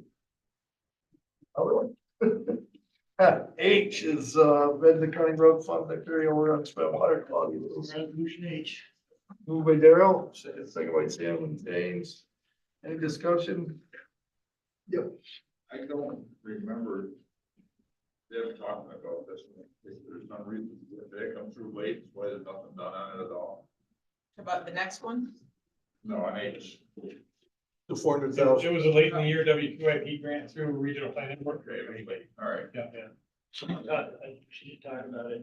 It would have been in the fall, I think. Would have been later in the year. Don't remember. All in favor say aye. Aye. Opposed? Carried. Resolution I is authorized to purchase a tractor by a Sourcewell contract. Just to give some information, got a late notice this morning that, apparently I and J are part of one contract, so there has been, I did some additional for the resolution to debt this morning, so those two will be combined for the meeting. So I will roll into J, and the total amount is $132,945.54, so that's for the tractor and the attachment. They're both through Sourcewell then? Yes. So on, next Friday, we'll have A combined resolution like this. And that's Moved by Sam, Yes. second by Mr. Fisher. Is there any other discussion?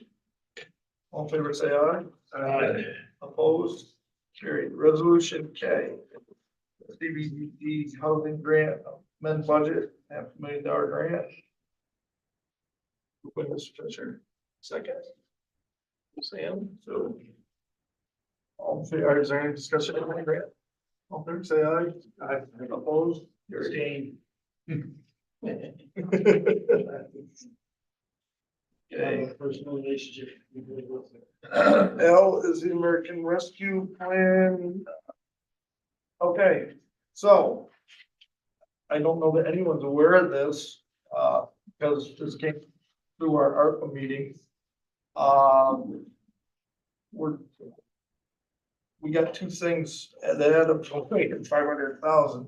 The fire alarm actually came in a little under budget. And SUNY near built burnt the building here 2 months ago. They had a electrical charge and the whole system is the old pull-out breakers and whatever, and it's a $4 million system that has to be upgraded. And the state will pay half, and the two counties somehow have to come up with the money for the other half. We don't know if it's the best scenario, but right, for us right now, it's the best scenario. Our portion of that, 2 million is 600,000. So we're putting it there, and they're still gonna look for grant funding and all that, but we're gonna set this aside in the capital plan. So that if all fails, it's there if we need it. They don't have insurance money to cover any of that? We'll burn down probably, but not just because it broke down. And they didn't burn, they didn't lose it, it didn't burn. They got it taped back together, so they got power. But, yeah. This system was original when they built the college up there. There was two. Because there was no power up Two there. pieces of it, they basically had to have their own power plants, so they've got 3 phase coming in on 2 different legs, I think. And when we redid Stemville, they redid the north half of that. The southern half was, we'll go tour it when we do the Adirondack committee, but it's apparently quite a strange little dungeon. You walk in, all your hair stands up, because it's static and everything.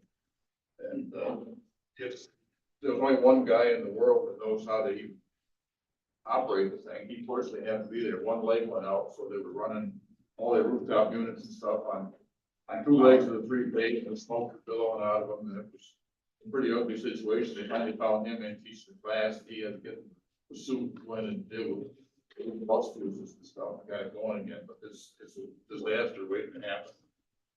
And it runs their sole student council, so that whole southern part of the campus, exclusive of the dorms. So it's really got to get done. It's the same sort of thing as we do here.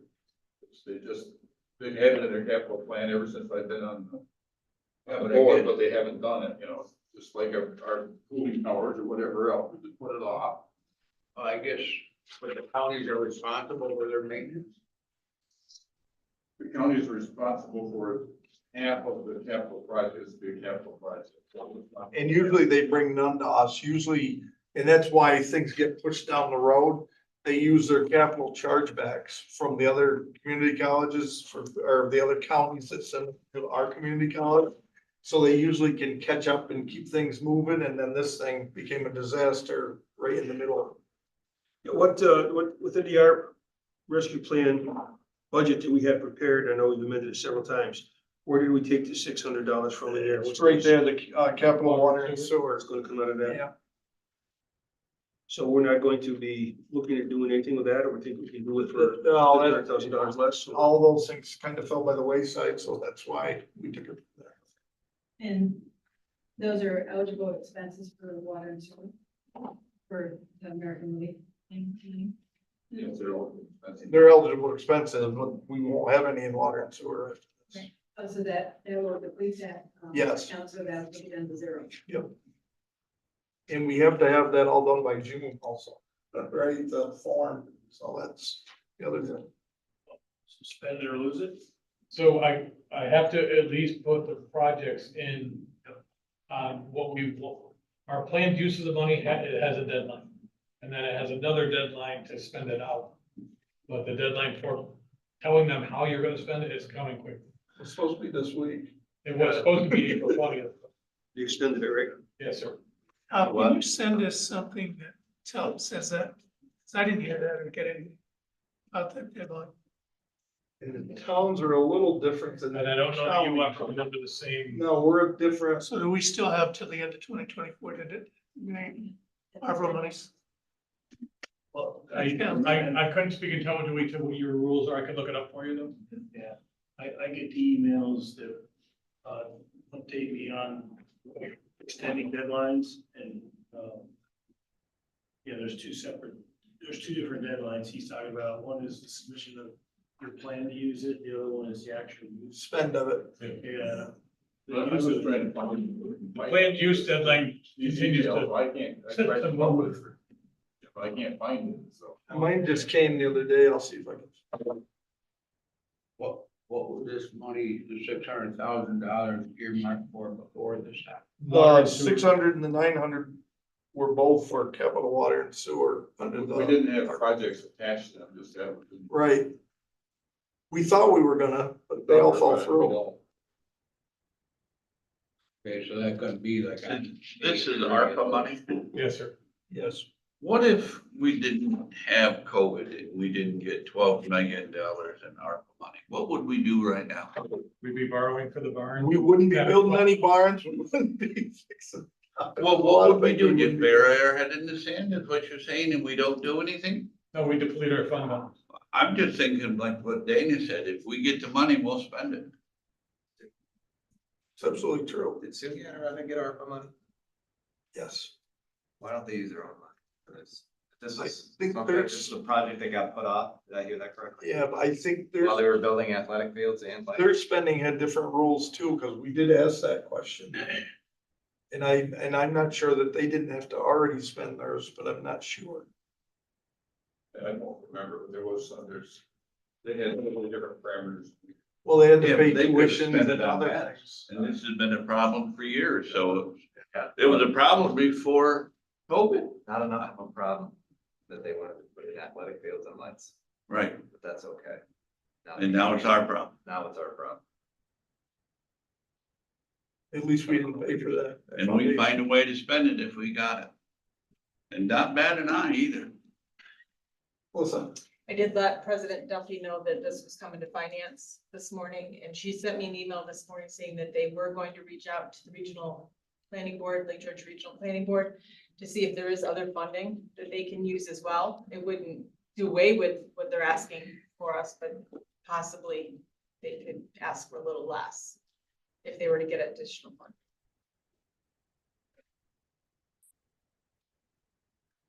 Next question for me. We're obligated to do that, or if we vote no, then what? deal with the consequences when they arise, I guess.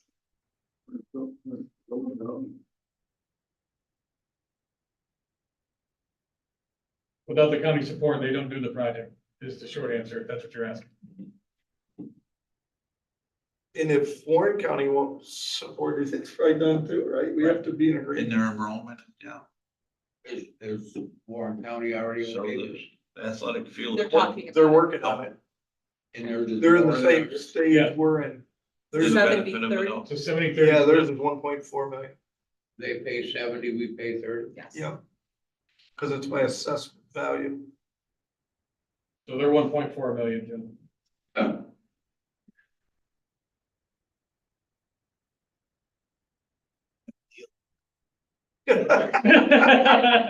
What deals? I know a lot of them asking for questions. I will repeat that less of an increase is not a decrease. Yeah.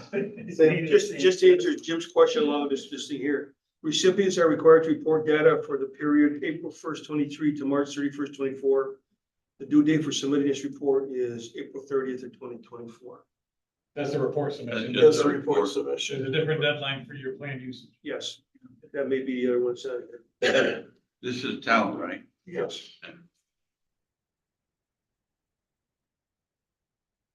White House report, we already had to spend ours. We're talking the count. Is that what you said? Yeah. Have the money to spend it. So you need a motion? Yeah, it's motion. Is there a second? Moved by Sue. Any more discussion? All in favor, say aye. Aye. Opposed? No. Abstention. Abstention. Months. What it just is.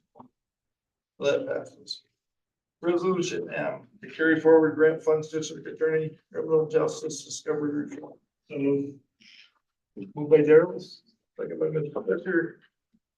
Any discussion on that? All in favor, say aye. Aye. Opposed? Carried. And amend staffing pattern title upgrade for part-time special patrol officer. Moved by Darrell, second by Sam and Tim. Any discussion? Okay, Yeah, I was 7 minutes late this morning. Go through this already. I'm echoing the late great Matt here that's not with us because he retired out of this because he didn't like to spend, but we're adding positions here 3 months after the budget. And I know there's some carryover, but now it's gonna be permanent in the staffing pattern for the next year's budget. And that was my point, if you weren't here then this morning, was that ideally, we should be able to lower money from the overtime line if he's full staff, because this should be far less than pay, because he was low before, and he had to keep people over on overtime to fulfill these jobs. So there should be a happy medium where this should actually be a savings. So, Mr. Treasurer, can you and the budget officer show us those at the end of the year, the savings that we made? if there isn't, we can show. Oh, I think if you're serious, I can actually be Well, I- measured to see how it, Cause there should be a change in overtime. I But mean, it- we're only 3 months into the year, so you're gonna have 9 months worth of data. and I think I heard a different question than Brian heard, because I thought what the point you were making was no staffing pattern changes during the year, their budget to be done at budget time. That's what I thought you That's were asking right, about. yeah. Okay. Yeah.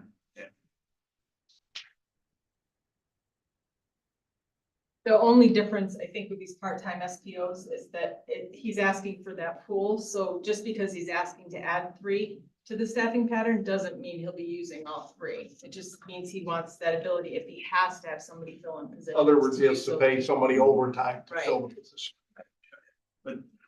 And I know it's not budgeted because he's pulling it out of the part-time deputies, but they're budgeted, so. There again, we're budgeting for positions we're not utilizing and we're hitting the taxpayer, and I know it gives Al a little cushion to work with. As to say, Well, but what I would rather do is never put money to those positions. I would rather put them in the staffing pattern and use the money that's there, because if he's right, the money will always be there because you'll have overtime money you can move down there. Our That- current understanding from the sheriff is that he will not be asking to increase that line, that current funding level will support these 3. So that would be and we kind of do that in highway. We have, what are they called?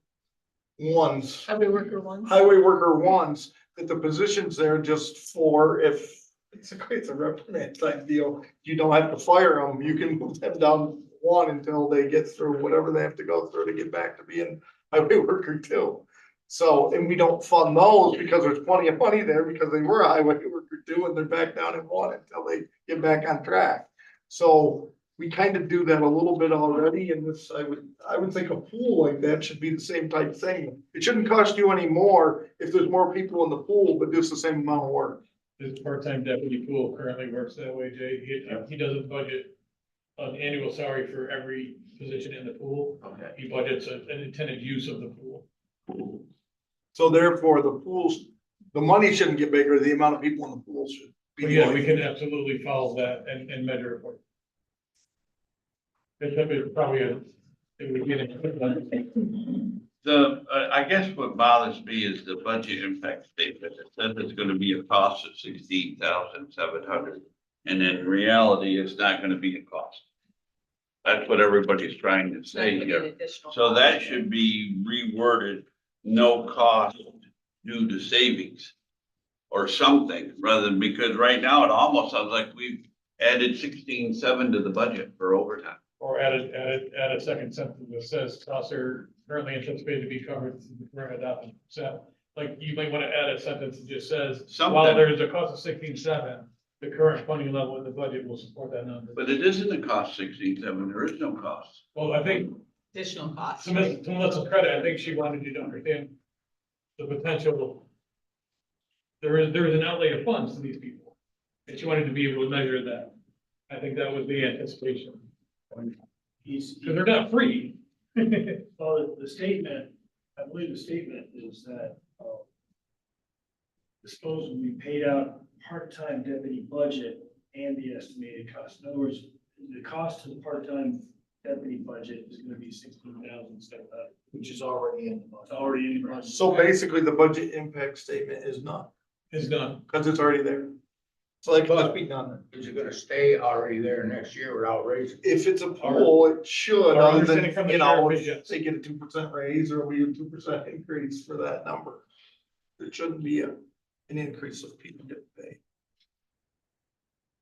When he gave his presentation to sheriff, he said that this should be a savings to the county. Yes. That was the sale on it and why I agreed to it. This is not saying that at all. I'm not taking away from the action we're doing, but the budget impact is not saying that. So you want that to say none? Something. It will say none Something on that makes Friday. me feel like it is gonna be better for us, not worse. We're budget neutral. Or budget neutral. Budget neutral or better. Yes, or better. Maybe that budget statement there is not real whereas. I would just take it out. Any more discussion? All in favor, say aye. Aye. Opposed? I'll oppose it the way it's written now. Well, no, it was corrected, right? Or is it gonna It's say? gonna be corrected. It's gonna say none. In my opinion. You'll see it on Friday. Okay, carried. No. Oh. You're no. I'm a no. Amend the staffing pattern entitled by grade schedule for a part-time bookkeeper. I'll move that. Darryl moves it, second by Commissioner. Any discussion? All in favor, say aye. Aye. Opposed? Carried. I'll back one in the agenda. Which is that's the I'm sure there's some. DPW software purchase. We don't have all the details from there. Oh, so the DPW software purchase, there's 20,000, is that what's Yes. right? Is in, That's budgeted. it's 20,000 budgeted in the IT department, Correct, and we needed 40,000. 40,000. I talked to Terry this. So we You need need another 40. $20,000. So if we want to buy that, and it does away with a package, right? They won't have to buy the new server. We The won't one have we to bought renew when Ty that. was here will be gone, Will be gone, so we don't have to renew that or keep up with it or whatever. which was 8,000 or something. Yes. So we need $20,000 from. I gotta be right. My recommendation would fund out, we can go to continue if you want, you just start knocking that down. We just took 30,000 of it for the DDs. And the other option was, but I don't think the treasurer likes this option. I don't. Terry, I'll just mention, Terry did mention that she believes she will have enough funds in her budget right now. So you could either let it ride, pay for this, see if she runs out at the end of the year, she doesn't think she will, or Al does not suggest that. She doesn't like that. For what reason now? Because if she's got things in her budget that she told me she was going to do, we need to leave those alone and add this new cost. If she doesn't do one of those projects, then fantastic. And we'll return that money to fund balance that you stole to pay for this. But transparency, to not amend her budget for $20,000 in new costs is not very transparent. But her money never comes back to fund balance, right? It stays in her fund balance. Well, she comes and asks you to roll it and you tell her yes, you can tell her no. Or you can tell her you can get X and we'll keep Y. You have all the control in that process. That's not automatic. It's not automatic. You actually wrote the resolution that way, so it had to be done every. So I don't know who this question is for, or with that statement that you made, are you saying that you don't believe that IT can get all the jobs done and that's why there's gonna be money left over? Or are you saying that when she completes her task that she was budgeted with, there'll still be 20,000 left? So the IT director is of the opinion that either she won't get them all done or that she can do better than budgeted on some of those projects. So it could go either way then, is what you're Right. saying. And for me, to take $20,000 out of fund balance on a known, because you're having 20,000 in new costs on a, maybe it'll save you money tomorrow. And that's no disrespect to the IT director. She does a fantastic job. And I've got 3 examples already of this year where she negotiated a price down. She does that quite well, actually. Well, for me as a fiscal officer, it feels a little bit like I'd gladly pay you Tuesday for a hamburger today. I'd rather just put the 20,000 in and pay for the hamburger. You're saying because it's a new project, you ought to budget Yes, for sir. it and track it That's, separate. completely my opinion on. Yep. That makes sense. 20,000 from fund balance. You want $20,000 hamburger? $20,000 from fund balance to IT for that one. What we're voting on. And then when we go to this, what's the additional cost of years out? Because now there's a new licensing or there's gonna be, we've started down the road of increasing costs. It was in committee, I don't remember the number. Well, in committee, it couldn't get an answer for it. She did. I thought it was like 30,000. A year. Remember correctly, yeah. And this was supposed to be more efficient. I said, was it gonna allow a reduction, be a reduction in staff down there and they didn't go. So somehow it's better. It replaces one system that we have to renew and it replaces an in-house written program. I think there is one less person. That I don't know. Made sense, I guess. Today just looked up. That is the way to say it, no. Are we still need a motion on this? I got my whole mood. Yeah, I don't see where anybody else. Okay. You're talking about. Need a motion. Pitcher, second by James. Any more discussion on this? All in favor, say aye. Or good discussion. I just think that, you know, thank God we have that, because we gotta be mindful of our labor costs. In the IT department, the licensing and, yearly costs that will have to be budgeted ahead of time. But, you know, when you start hearing how much it is every year annually. Well, that's probably why he's making the comment to move it now so that it's already, a big portion of that'll be built in, so. And honestly, Brian deserves credit for moving. So when we moved all of these costs into IT, so they were central, that was a fantastic decision that you guys made. I mean, having that stuff all centralized instead of, Al's got 10,000, Melissa's got 20, like having that centralized, it really gave you a handle on what the IT costs of this operation really are. And the person involved understands the management agreements from all the different facets, whereas each department head just knows they need the software, need it to work. So it made it, so we've actually saved money on some of the management agreements just because. What we've unfortunately found is many software providers now are going to subscription services. Before, we used to just go spend $250,000 on software and you paid $5,000 a year in maintenance. Now, they'll give you the software, but you'll pay $40,000 a year and the support and maintenance. They've changed their business model. It hasn't saved us money though, you're right, John. Because now, I knew you were gonna say that. Okay, all in favor, say aye. Aye. Opposed? Truffle fries. Expensive special sauce. Okay, yeah.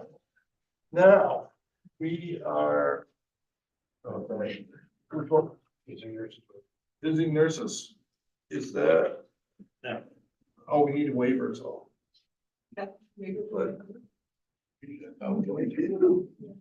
So that didn't have to come here, is what you're saying? But, listen, Well, the committee approved the waiver, so was there a cost, an additional cost to the contract? That's the part. I wasn't sure if they approved it or they just forwarded it on to finance. So we were just getting clarification. Approve the waiver. That's it, approves the waiver. Motion to approve the waiver. Any discussion? All in favor, say aye. Aye. Wave. Okay, county attorney. First, we're gonna need a motion to get into executive session for, For both cases. Yeah. Okay. actually, I mentioned a third also. Moved by Daryl, second. Fisher. the vote, Hi, Matt. you're the vote, Oh,